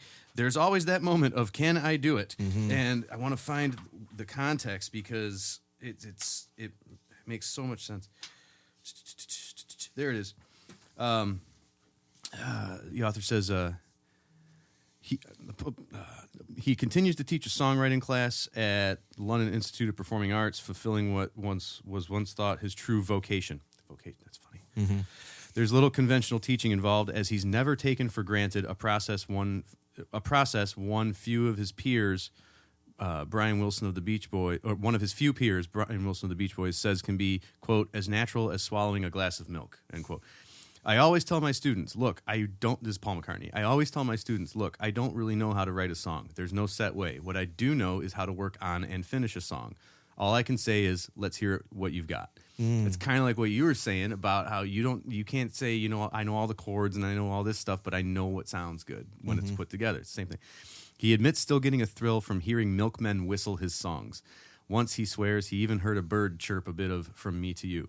And then this is the last quote of the chapter. Songwriting is still something I deeply love to do, but at the beginning, there's always that moment of, can I do it? To start with, there's nothing, just me at the piano or with a guitar, and then, if you're lucky, this amazing feeling of, hey, I've written a song. The feeling when you do that, there's nothing like it. And he still goes out and tours and gets the validation that he needs, right? Yeah. I'm the same fucking way. Jackie's asked me, 2-3 weeks ago, she said, John, when are you going to play a show again? I said, that's a great question. And that's what started all this ball rolling of putting together a musical group and everything.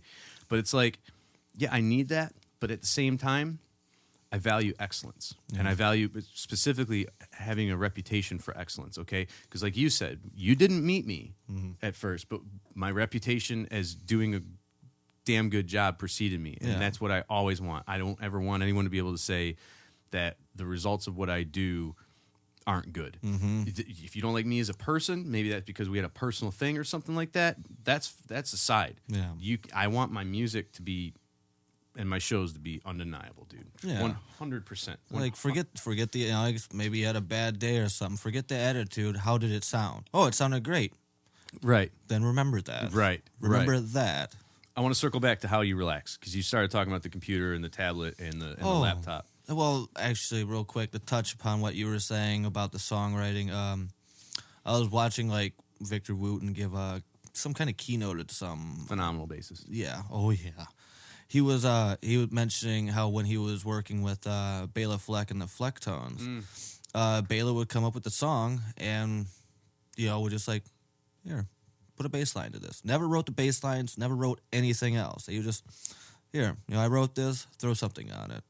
And to Victor, it made him feel like he was part of the songwriting. Just because, Bela didn't tell him what to do. He's like, feel out the song. Like, I play banjo. I'm not going to tell you how to play bass guitar. Right. It gives that validation, like, he's respecting you as a bass guitarist.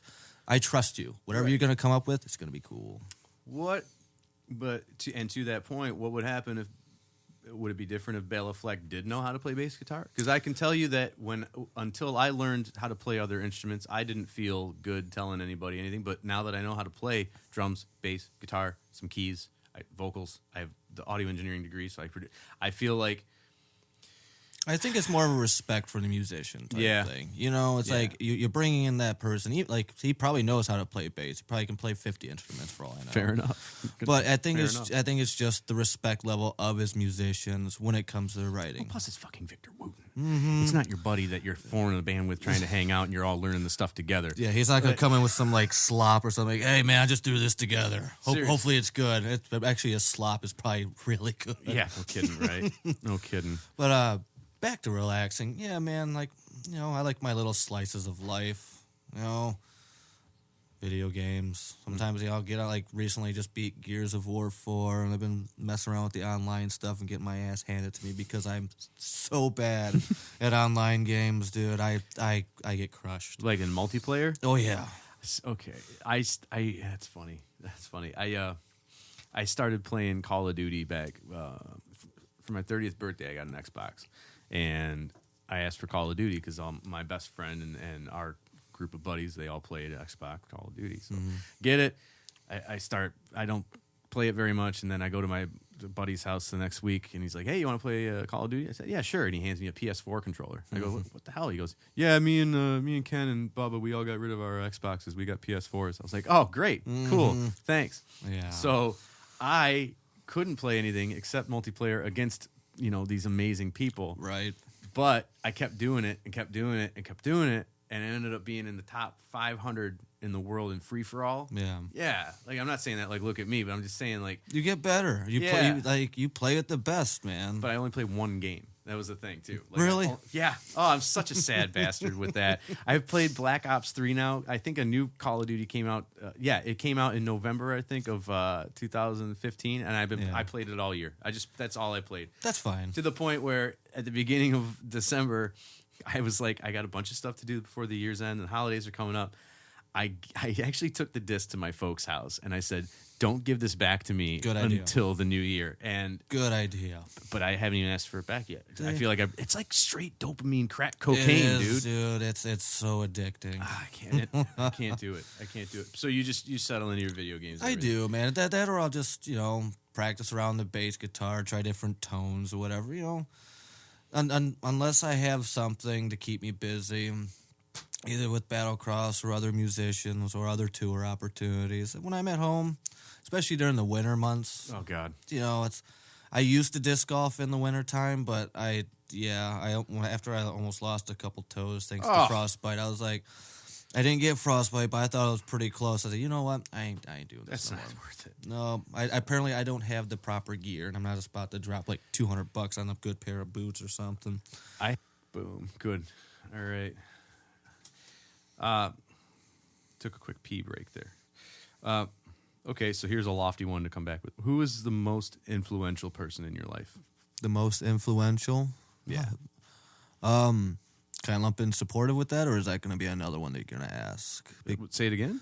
Like supportive as well, because I'd have to say my parents, man, they've influenced me to just live my life I want to. They never had any grand expectations. Right on. You know, and they've been incredibly supportive. They've influenced me as in just allowing me to really just do what I want to, and it's great to see that. Because I want to influence other people to do the same. You know, when you hear a band or a person come out, well, I feel like trying to do this. Oh, man, that's not metal. It's like, dude, by all means, please do it. Go play gospel. Right. You know, they've influenced me just not only by helping me grow up, but by telling me just like, you know, this is your one shot at life. Don't think we're pigeonholing you in anything. By all means, please perform. And they can't be any more proud of me. Right. You know, they've been incredibly supportive. I don't know. But if we're talking musically, influential. I'm just talking in life. that. Just in life, yeah. Yeah. They've never really deterred me. They've never told me, you know, of course, my grandma, you know, rest her soul, she was like, every Christmas party, you need to play country. Yes, Grandma, why is that? Well, because I always watched the country music, because she would always have like Good American Country or whatever. Grand Ole Opry. Yeah, she'd always have that on. She just wanted to see me on the TV so she can go, oh, that's my grandson. Right. Like, sorry, Grandma. She could probably see on TV. She's got to change to a different channel. She's got to hook up that computer, go to YouTube. Right. That's funny. Yeah, man, influential. I have to give it all to my parents, man. They've given me every opportunity to do what I wanted to do with life, and I've taken it, and they couldn't be more proud. That's great. Mm-hmm. If out of all the lessons that they taught you, if you could only keep one lesson to remember, what would that lesson be?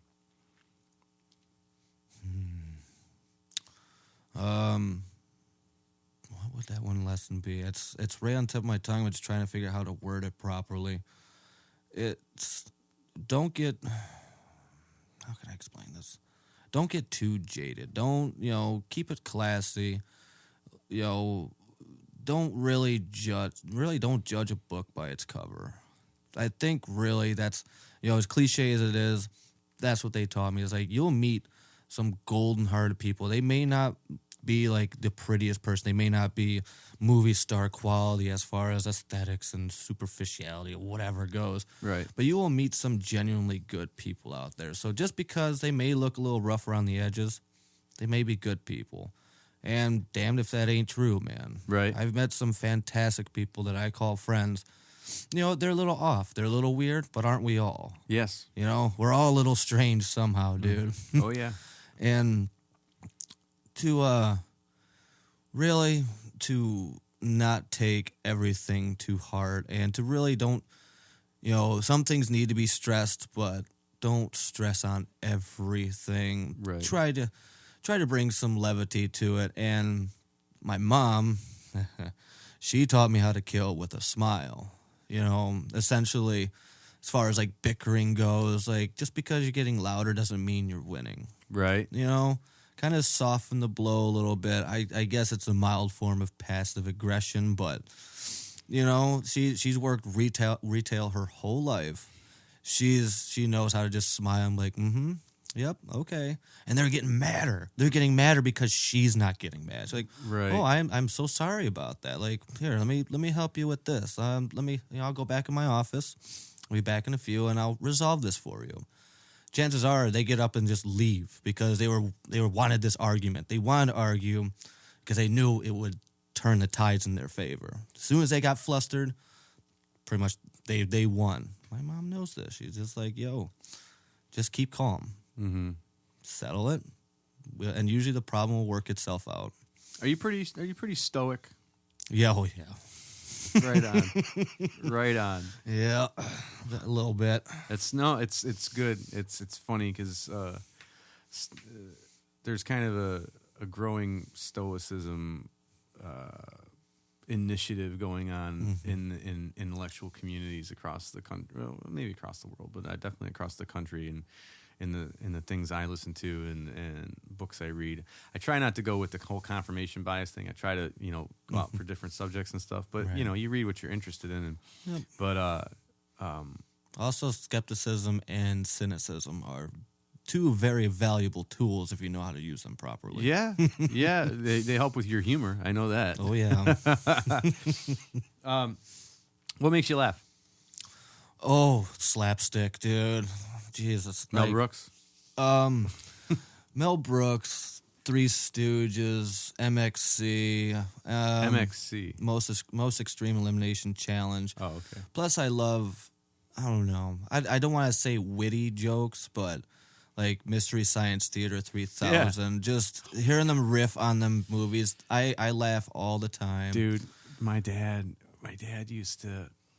This is how the nerd apple does not fall far from the tree. So my dad used to record MST3K on VHS when it was on Comedy Central, and he kept a ledger book for the commercial break times, so he could time his pausing and record to edit out the commercials as tight as possible. That's amazing. Dude, That's amazing. We had a whole carousel, a two-sided carousel rack of VHS tapes. All of them are MST3K in order. He printed out custom labels with Tom Servo and Crow Perfect. on them. Dude, we were such an MST3K family. It's great. Yep, you're a Misty. That's cool. Yes, I'm a 100%. fellow. Dude, fellow and they Misty. got the new episodes coming to Netflix soon, right? Yep. Oh, so stoked. I know. I'm interested to see who they're gonna have because I guess they're gonna have a rotating crew Right. that's like sits between Servo and Crow. But I think Mike's coming back.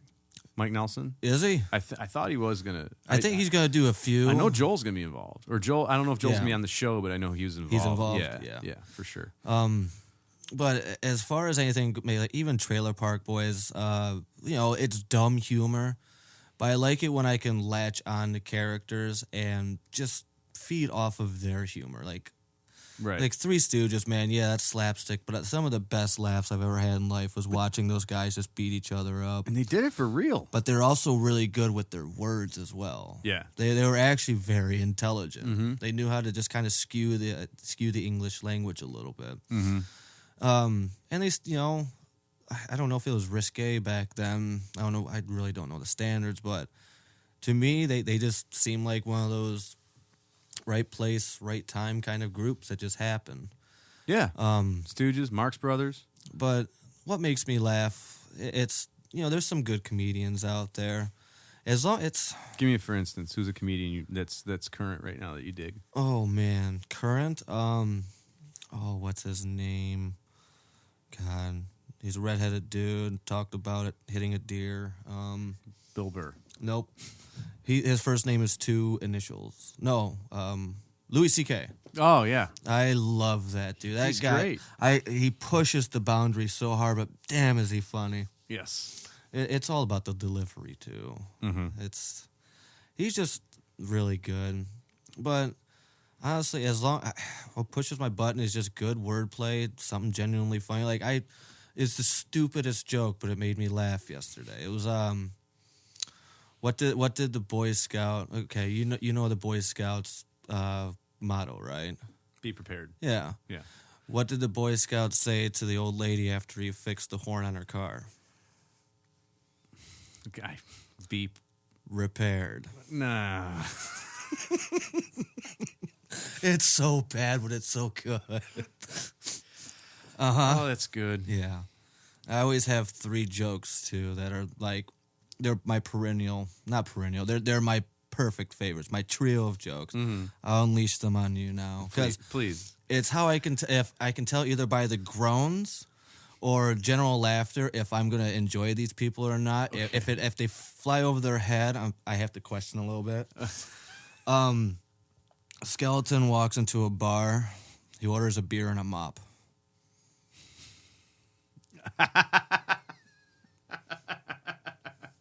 So he's a courteous skeleton. to that point. Well, he's drinking. Yeah, no, I completely no, I get it. It's gonna go right through him onto the floor. Yes. But at least he's courteous. Yes, he's courteous. He's a proactive skeleton. That's great. Number 2. Took a minute. Ham sandwich walks into a bar. Bartender looks at him and says, "Sorry, we don't serve food here."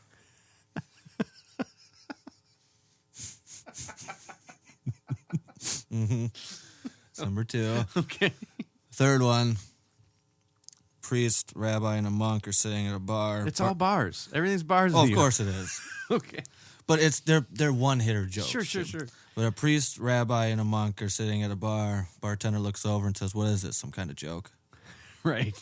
That one I've heard before. Okay. So my reaction is a little muted. But those are my 3. If at least 2 out of 3 hit someone, I know we're going to be friends. I love cheap humor like that. Like dad jokes. Oh, God, dude.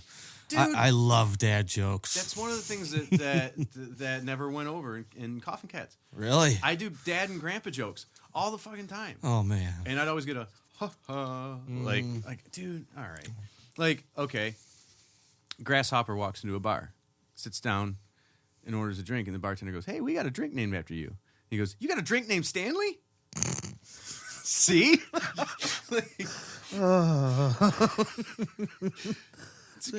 As long as they're gonna listen to a good groan, like, right. Just something like, "Oh, okay, Dad." Yep. All right, I love Dad. it. What's the other one? Loaf of yeast, or a bread loaf and a muffin tin get put into the oven to bake. And after about 8 minutes, the loaf of bread goes to one of the muffins. "Is it just me? Or is it getting really hot in here?" And the muffin goes, "Holy shit, talking bread!"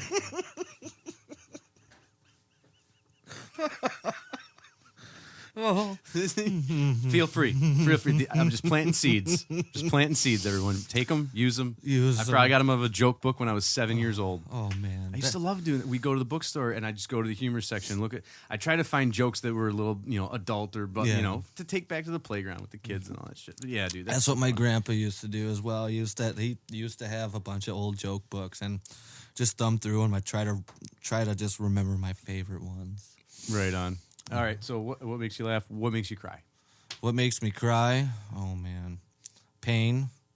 Like, really, like, burning pain. That'll make me cry. As you look at your arm. Yeah. Well, I had a 3rd-degree burn right here. That wasn't the last time I cried. It has to be, like, actually, like, the last time I cried is when I had really bad tooth pain. But if we're not talking outside of pain, I bawled like a little girl when Forrest Whitaker's character died in the movie Platoon. Right on. When he's trying to run to Charlie Sheen and he gets gunned down, I bawled my eyes out. I couldn't, like, even while I was crying, I was like, why am I crying so hard? Why is this hitting me so emotional?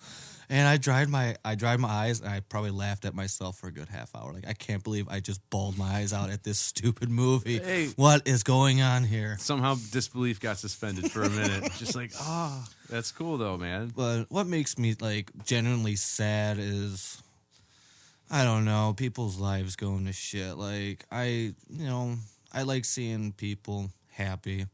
Not necessarily all the time via Facebook when they're like posting 5 instances of how good their SO is. I'm just like, yeah, I get it. You guys are happy. Yeah, to that point, that's something that I get it. I get why people do that, but at the same time, because I feel like I understand where it comes from, but it's like, why can't you just why does one of you or either of you, I guess, need that public validation for your personal relationship with another human being? Right. I hear you. I mean, it should be between you two. You don't have to, worry about, what do they think? What do they think? Who cares? Right. Are you happy with that person? Yes. Good for you. Right on. Okay. So. But as far as, the movie Platoon makes me sad. Right on. I haven't watched it since, to be honest. I don't want to cry again. I don't want to cry again. I'm going to lose it again. That or just feel utter shame, like I can't believe I cried at this part, and then start crying again. That's funny. Tell me about a time when you truly suffered, and what did you learn from it? Oh, truly suffered. Like emotionally, or just When you okay. Everyone likes a phoenix from the ashes story, right? Mm-hmm. And we all have them. And those of us that don't, I feel, are kind of out of touch with what other people go through. Mm-hmm. And for the reason I ask this question to everybody is because it humanizes all of us. Because you can't achieve consciousness or enlightenment without suffering. Mm-hmm. It's in all the teachings of religions. It's greatness comes out of suffering, and so and part of your, if I may be so bold, if part of your prowess at bass came out of the suffering of I'm by myself. Yeah, I'm alone. I'm not hanging out with anybody. I'm just, you know what I mean? So yeah. So I'm just saying, if there's anything, and you're in a position now where you do have a following and you have people that look up to you that and they know you're human and everything, but I just Well, what I'd say the most recent that I really really suffered. It took more of an emotional toll than anything. Was watching the woman I was going to marry die. Yeah, she was battling. It's a long story. I'll try to paraphrase as much as possible. Cool. She had some issues with drinking, which we were trying to really resolve, which required a few detox stints, which I don't know if you've ever been around anyone when they detox. Mm-mm. It's not pleasant. No, I never heard that it is. So, they call you every name in the book. Right. And she was very ashamed of it. And while I was away on tour, I think it was the In Flames run. She got some kind of weird rash on her back. It may have been shingles of something, I don't know. But because she was very embarrassed about that, she never gave full disclosure on her level of drinking. Like, her liver was not happy, neither were her kidneys. I mean, it was bad. Sure. And she went to a doctor, of course, didn't disclose how bad things were. They prescribed her a steroid that it goes. That has to be processed by your liver, and her liver was toast. Mm-hmm. Okay. So she ended up in the hospital. I mean, she was having grand mal seizures and all that. Right. So I visited her when I was home, and briefly on the In Flames run. I get back. No, I believe it was the studio. We had after In Flames. That's when she started taking those steroids, and then I went off to the studio. Come back, and because I was talking to her parents, seeing how she was doing, because she was in the ICU or the hospital. Sure. I called her dad. Said, "Hey, anything improved? How's her health?" Dad says, "You might want to come up here." Okay, so I went up to Henry Ford. And she's there, not looking good. Dad looks at us like, yeah, we made the decision that we were going to take her off life support. So they said, go home. The doctor said it's probably going to take a little bit. Go home, get your bearings, come back soon. So it was April 15th. I just went up there. Took about 2.5 hours. She was breathing laboriously. I'm holding her hand, trying to comfort her. It was her brother. Her brother and her parents were there. And, we're trying to keep the situation, but we knew it was coming. The death was inevitable. And it was like 12:18. Just sure enough, just stopped. And, because we were just watching her breathe. Right. And she just up and just stopped. And her mom just put her head down. We're consoling each other. I put her hand down. Her lips are turning blue. Kiss her forehead and said goodbye, man. Wow. So to actually watch someone die, it's very humbling, I guess, because it makes you realize just how fragile we really are, dude. So through suffering through that really gave me an outlook on life, saying, man, you can really go. There is excess in this life. You can really outdo things. But at the same time, don't take life for granted. Because something like that, I would never in a million years, especially from her, upraising, her dad was a cop and such, never would have expected that. But to suffer mentally like that, just because I tried to really help her out, and all of it for naught. Her parents saw it. They thank me to this day. I was like, you tried everything. Right. Most dudes would have left. So, they just were like, you know what? I'm having this. Get back to me when you're clean. I said, you know what? I'm going to stay by your side. I'm going to try to do it, even though I'm on the road. But I think that also hurt a lot, too. But, however, how she was, she never wanted her problems to become my problems. Right. So another lesson right there is, if you have problems, don't make it everyone else's problem. Right on. However, in that case, I wish she would have. Sure. But that kind of suffering, I just learned that, we're fragile little beings. We really are, man. We're unique snowflakes. We are. And we start out in the cloud and we descend, and then eventually we hit something and we melt. Yep. And someone might come along and pee on us. Write their name in our dead carcasses. That's fantastic. All right.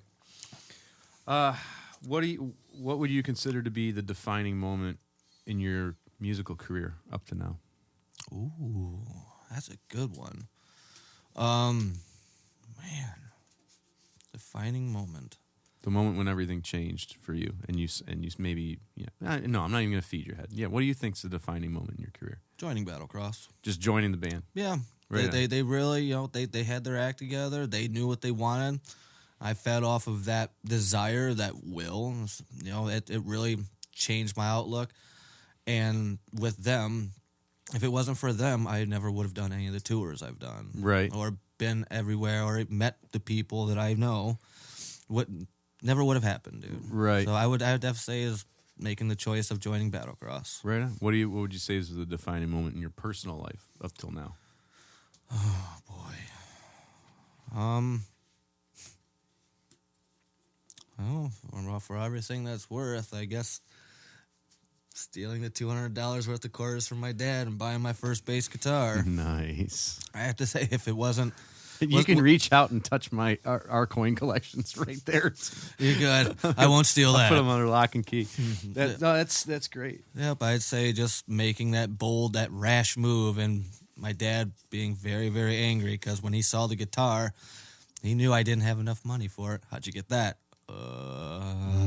It's not mine. How come my coin sack's so light right now? Yeah, I kind of took some. How much is some?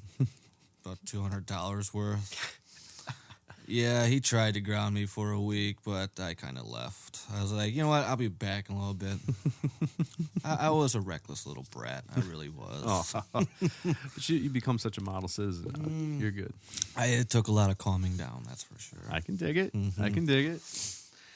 What is the biggest advice that you received in your career as of now, and how did you utilize it to go to the next level?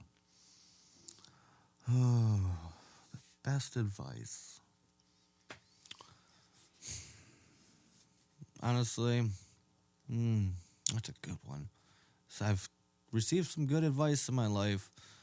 I think it's just to really don't care what other people think. I mean, you have to care what people think, to an extent. Yeah, a lot of what people think determines your outcomes and where you end up or don't end up. Yeah. But don't let the negativity and the criticism, take the criticism and make it constructive. Right. Don't take it to heart. Don't let it defeat you. When someone criticizes you, they very well could just be telling you, hey, man, you just need to work on this. Like, oh, man, he thinks I suck. And, don't assume. Don't assume that. Recently,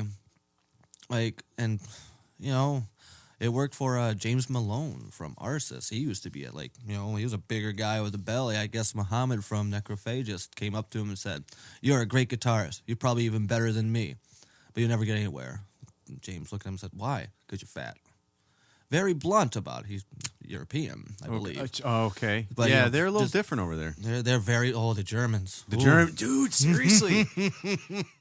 The Germans are so blunt. They're so serious. I liked your album, but I don't like this part. That's why? So funny. Just don't like it. But you know what? You take that criticism, you're just like, fair enough. I'll remember that. Mm-hmm. And it's really to build off of anything. If someone's just being an asshole, that's weeding out those kind of negative comments from constructive criticism. Yeah. You know? Someone that's generally trying to tell you, hey, think outside the box a little bit. Maybe you should work on more like, try. My buddy Tripp recently told me, he's like, start working with some like jazz, some freeform jazz, or what did he put it? Sidestep jazz, I think he put it. Even work on some gospel stuff. Just think outside the box. That may help your writing, because I felt like I was in a slump. He's like, your writing's good, but you can work on it. You can actually get some good jazz influence on it. All right, man. That's what I've been trying to do. It's not easy, but that's the point. It's not supposed to be easy. It's why you learn it. Right. Yeah, jazz is the one type of drums that I shied away from, and it's because I remember being in jazz band in high school playing the drums. We did Dave Brubeck's Take 5, right? Mm-hmm. And there was we had an older group of jazz musicians that were essentially kind of doing a clinic with us. They performed a few tunes or whatever, and then they had us sit down on our instruments and perform for them. And I remember the drummer pointing me out, and he's like, "You're a really good drummer, but you're not a great jazz drummer. You got to get that hi-hat in there on the offbeat all the time." And I'm like, "Well, the song's in 5/4." He goes, "Yeah, but there's still a place for it." I said, "Okay." And that's when I fell out of love with jazz drums, because I'm like, wait a minute. This is how I've heard Take 5 for 3 years, and and I played along to it in my basement, and this is the way I did it. And you're telling, I was such a little shit. Oh yeah. Oh my god, I was such a little shit when I was a teenager, dude. Well, it's stuff like that. He probably genuinely was just trying to say, hey, 100% do this. But when you're younger, you don't think about that. You're like, man, you just did that to me in front of everyone in the jazz band. Pointed me out just because you're a drummer. Fuck you, man. Why you doing this, man? Pointing me out, and you couldn't say, oh, great job. Oh no, right? Oh, and awesome. My crush is right over there watching you tell me what I'm doing wrong. Straight up. Great. That even happened too. That's so funny. It's like you were there, fly on the wall. I tell you a little story about elementary school. I don't know if you had mandatory choir or whatever. Didn't have mandatory choir or chorus class or whatever. You had to go in there, and that's where they make you like play the recorder. Yeah. There was a song that we would all have to sing called Alan Gator. Do you see where I'm going with this? Sure. Yeah. Of course, all the kids. Absolutely, 100% changed the name, because I believe the chorus was Alan Gator. They changed it to Donald Slater. Oh, okay. Uh-huh. And I thought the whole class was picking on me. Because, they're having fun, but looking back on it now, I think it's funny. But at the time, I was like... Oh, yes. Yes. Just sit there and pout because everyone's making fun of you. But honestly, it's kind of humbling. They're singing a song with your name in it. But you're looking at that with 30-something-year-old eyes now. Yeah. And it's so funny you're saying that, too, because I've been thinking about that. Like, one of the things when I joined the Cats, they had a propensity for their guitar player kind of being the whipping boy. Okay, the guy, who got spit on or who got bloody or who all the fans tried to hit in the nuts and, all this stuff. Yeah. And I told him when I joined, I said, I'm not that guy. I don't want to be that guy. I got picked on in school. I'm not trying to relive these years. I don't want any part of it. Nope. And so I didn't get invited to play in the reindeer games and all that stuff. And it made me think recently, going back to elementary school, junior high, all that stuff, wait a minute, were people picking on me because they wanted me to hang out with them and fit in, and that was their way of saying, hey, basically come up with some good comebacks, and Yeah. Or did they really not like me and want me to stay? Dude, it's this whole dichotomy of self-worth and value and all this crazy shit that a lot of us go through. And well, we have friends like that we're shitheads too. You pick on them. Like my buddy Steve. Man, every chance he gets, he calls me like, you need to practice more. Like, God, you suck at bass. He does it tastefully, but I know he's kidding. Right. It's the knowing. Yeah. That's what it is, I think. And he's a sound engineer, and he just posted up a picture of like, all of his, amps and processors and his board and all that. And of course, because we're shitheads to each other, I turn around and put a comment on there. It's like, man, it's a lot of great gear. Too bad you don't have the talent to go with it. Just something biting, and I get a text from him. It's like, man, that was a good one. Oh, I couldn't abide that. I'd be like, why would you put that on my page? But, you know what that's gonna do? Like, this is so crazy. But we're just like, he's a New Yorker, so he has that kind of New York mentality. But I was like, hey, man, give me a little bit of shit. Yeah, and it just kind of compounded from there. It's that city, man. It's that city. It breeds it. I was driving a guy from Philadelphia to the airport yesterday, and we're just talking about stuff. And we go to football. You watch football too, don't you? Oh yeah. Oh, right on. I'm almost done, dude. Mm-hmm. I'm almost done with football. Why? The product on the field's getting shitty. Yeah.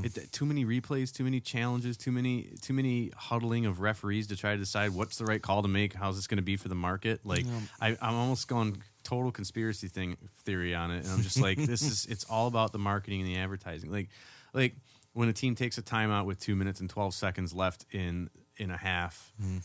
And it's a 3.5 minute commercial break, and then you come back and you run a play, and then it's another 3.5 minute commercial break. 2 minute warning, right?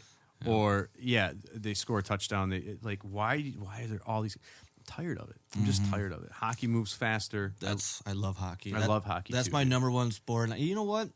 You'll even catch me watching other sports. Like I like football. Because it's fun to watch when they're actually playing the game. But like I said, I think there's way too many commercial breaks. But hockey's great. I actually like to watch soccer. Yeah, me too. Because there's no breaks. Right. None. For 45 minutes, plus time, you have all the time to watch. Yeah, they're kicking a ball around, but at least you're watching the sport. And they're probably, if you're watching soccer, you're watching some of the best in the world. I love the Premier League. Yeah, man. Fantastic. Barclay, dude. Always. Yep. Always. But see, and that's the other thing, too, okay? You don't find a lot of sports heads in punk rock. Mm-mm. Not a whole lot. No. And that was my one thing when we were on tour is I could always, I usually, especially towards the end, I always found myself going to some other, like when we had time in the town before the show or whatever, I would just I'd find a sports bar. That's where I'd be. Oh, the Patriots are on. We know where Johnny's going to be. So, all right, whatever. Well, you remember growing up, what was it like high school? You had your jocks, you had your punks. Yep. Or at least musicians, like metalheads, punks, whatever. Yeah, and I was in the marching band, so I would be at the football games, anyway. It was like, yeah. But yeah, never got along with the jocks, dude. No, I mean, I had a couple of them that were nice. But like they would give you an invite to their party. It's like, I know what you're doing. Right. I'm not coming to your party. Right. Oh, no, you'll be fine, man. I'll protect you. Yep. Until you get drunk. Yeah. And then it's all out the window. Right. Right. Yeah. See, I didn't even really go to parties where anybody was drinking until I was like 16 or 17. Like, we had our own little parties. It was mostly, well, who could score some booze? If not, we'll find like a little bit of pot and just smoke and jam. You still smoke? Yeah. Right on. A little bit. Yeah. Not as much as I used to, because after I got like really, really high anxiety after Paula's death, and I was just like, okay. And that really expounds it. I'm better. It's easier for me to enjoy if I'm around other people. Oh, okay. If I'm by myself, it used to be flip-flop. Like, I could never drink by myself, but I could smoke with myself all the time. Mm-hmm. It kind of got flip-flop. I mean, I don't drink nearly as much when I'm home as I do on the road. Okay. Well, that's good. But I'll still, some nights I'll just go out and grab a sixer or something and just sit at home. Facebook Live, tool around on video games, write something, maybe take a hit off the bowl. That's about it. You live by yourself now? No. Oh, okay. No. Right on. Dude, I was living with my folks up until this past February. Still 7 years, dude. Mm-hmm. I told myself when I moved back from Arizona via Nashville, because I worked the studio there for a couple months in between school and then coming home. I told myself, if I'm still living here within a year, I'm just gonna kill myself because this is ridiculous. Well, 7 years, dude. Yeah, and people don't That's the thing too that people don't understand is. People think, oh, you're touring, you're so successful. And it's like, wait a minute. And that's actually my next question is how would you define success? But before you answer that, people need to understand that celebrity from a musician standpoint or fame or monetary success, it isn't like it was when the music you grew up listening to and your heroes from then were doing it. Mm-mm. Right now, there's a lot of noise and not a whole lot of signal, and that's part of the reason I'm interviewing you. And like I interviewed Pooey, and you guys are some of the signal that's cutting through the noise. You're making your own noise, right? But even then, Pooey still lives with his parents. Like and you guys are two of the fastest fastest growing up and coming metal bands, all that, and other hyphenated phrases as well. But it's not always about cash, man. Nope. It's not always about that. It's about freedom and autonomy and self-actualization. Yeah, man. You're not going to be anything other than a musician. That's just who you are. Yep. And you're going to figure out a way to play the bass until the day that they're picking out your coffin. All right? But I still live with my dad. Me and him have a great relationship as far as just he knows what I do. And that's it. And honestly, he's the one that tells me not to get my own place. Because I notice I'm on the road all the time. Why pay rent for living somewhere that you're never going to be? Correct. He says, just stay here. I mean, if you want to, crash at someone's house for a little while, fine. Waste your money. Or he says, well, best thing you do, get a girlfriend who has her own place. That'd be optimal. Right. I'm not going to get my hopes up that high, Dad. Right. Like, well, then you always got a place here, so. Right on. I don't take advantage of it. I do help, I help around the house quite a bit. Help with, property and utilities, anything I can help monetarily. You contribute. Yeah. You contribute. As much as I can do, man. Right. When it's summertime, the lawn is always in good condition except for Goliath. Your favorite weed. My favorite weed. that guy was a beast, man. It's an actual weed, not marijuana. That's it. No, actually, it's a mullein plant, and you can grind up its leaves, make a tincture for whooping cough. That's pretty dope. That's actually pretty sweet. It's actually a very healthy plant. Right on. But and to go on, like you said about self-actualization. You were going to ask me about success. Yeah. How would you define success? Just a series of questions, man. Are you happy? Yes. Do you feel like you can improve? Sure. Do you have any kind of death wish? Does anyone absolutely hate you in life right now? No. Then you're successful. You're doing what you want to do. It's success. It just depends on what your goals are, man. If you want to own a pharmaceutical company, when you get that goal, but do you feel successful right now? It's a loaded question. It really is. For me, I guess being a musician, success can maybe come a little bit easier because I'm easier to please. Sure. You know what I mean? Yeah. I'm happy. I've got good people around me. I have a roof over my head. No one's giving me grief. I'm not being hounded on. As of right now, am I successful? Sure, I've done quite a bit. But is there more? Is there more success I want? Absolutely. No one wants to fail, but sometimes you have to succeed. Okay, so to that point, what is okay? You talk about bucket list. Give me a bucket list. What kind of experience or what kind of thing would, if it happened, would you go, there's no denying I'm successful? You know what I mean? For me, it's headline Wembley. Good call. Geez. I think it would be if I started getting offers left and right. If I actually have to turn down offers because I'm too busy. I'm talking if I got offered to do, God, who's late night guys now? Jimmy Kimmel was hey, I want you part of my band. Mm. The night band or whatever, or the Saturday Night Live band or whatever. Sure, yeah.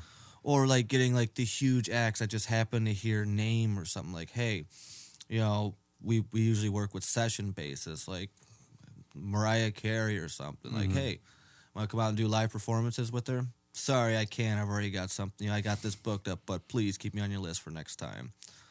It's just knowing that people would be, not just hear my name, like you were saying earlier, they hear my name and they know quality. They know they're going to get their money's worth.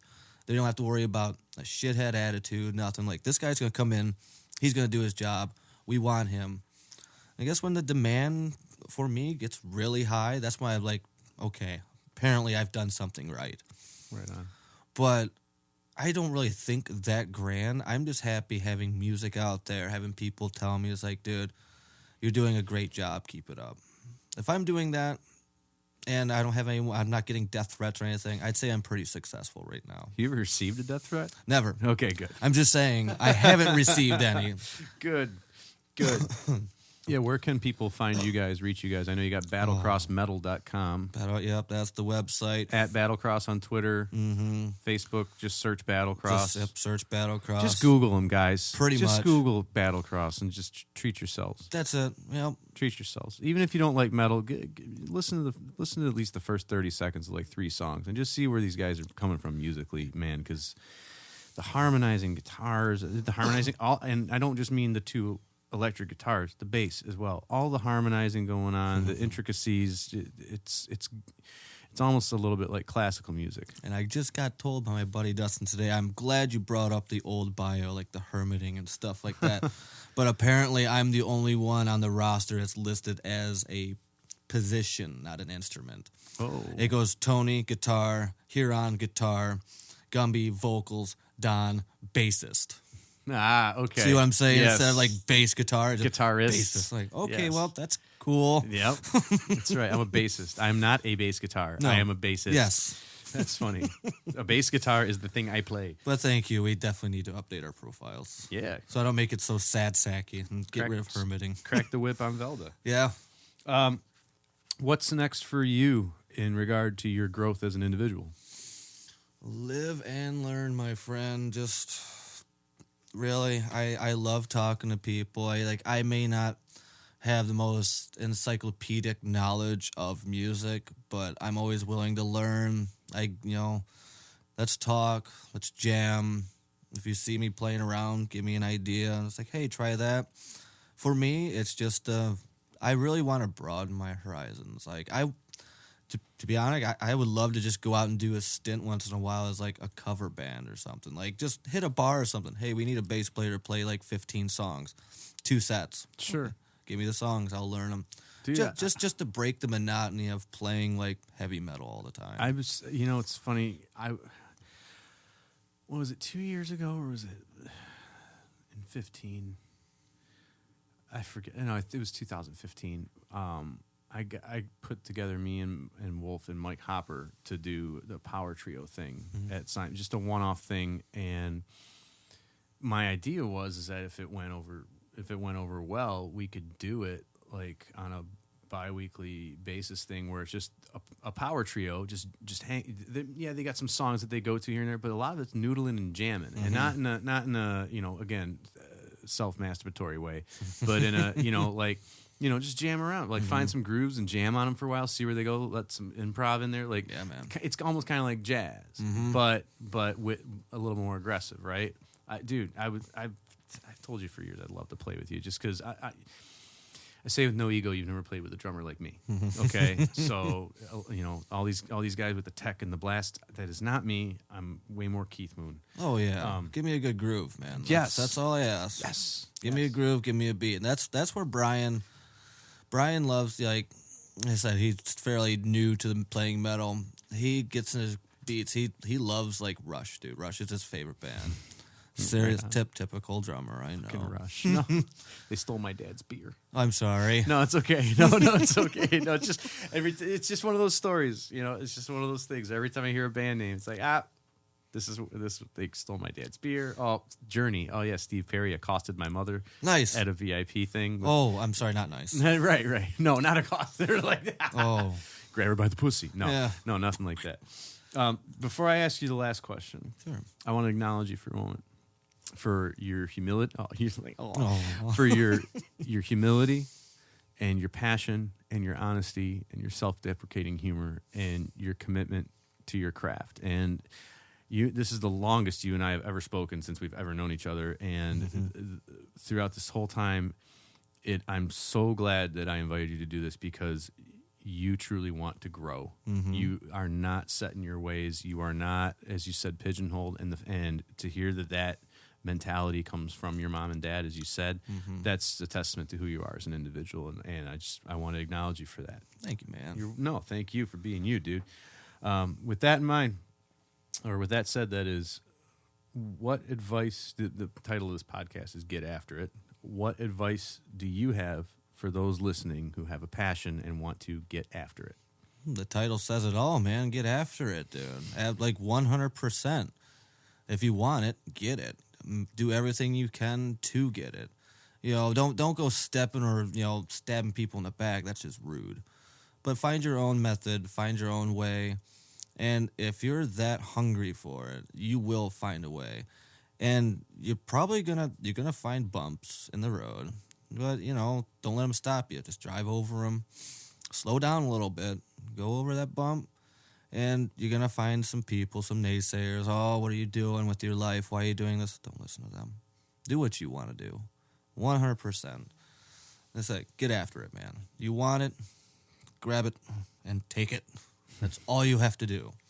Awesome. Practice, work at it. We had that discussion about choices, man. You have the choice. You don't have to do anything. It's all in your choice, dude. What you choose to do is what you're going to do. And even if you don't like that choice, well, you can choose, this sucks. I'm going to do something else. Guess what? You have that ability. So, yeah, get after it, man. Amen. Amen, Don. Thank you so much for doing this, brother. I appreciate you, man. Thanks, John. Glad to be here, man. Seriously, we'll do it again. Thank you for listening. I hope you enjoyed my conversation with Don Slater of Battlecross. If you enjoyed what you heard, please share this episode across your social media platforms. Word of mouth is huge. I'd also love to hear about what resonates with you, so send an email to getafterit@therealjohnkay.com. That's the RealJohnKay.com. And tell me what you liked, or tell me what you didn't like, because feedback is the breakfast of champions, and breakfast is the most important meal of the morning. I'm excited to announce that the podcast is now on iTunes. So, iPhone users, you can subscribe using your podcasts app by going to My Podcasts and hitting the little plus sign at the top of the screen, select Add Podcast, and enter the URL getafterit.libsyn.com/RSS. The next episode of Get After It will feature Rocco Ambrose, founder of the Ambrose Academy of Wing Chun Do and Grand Master of the Wing Chun Do system of martial arts. Until then, you get after it.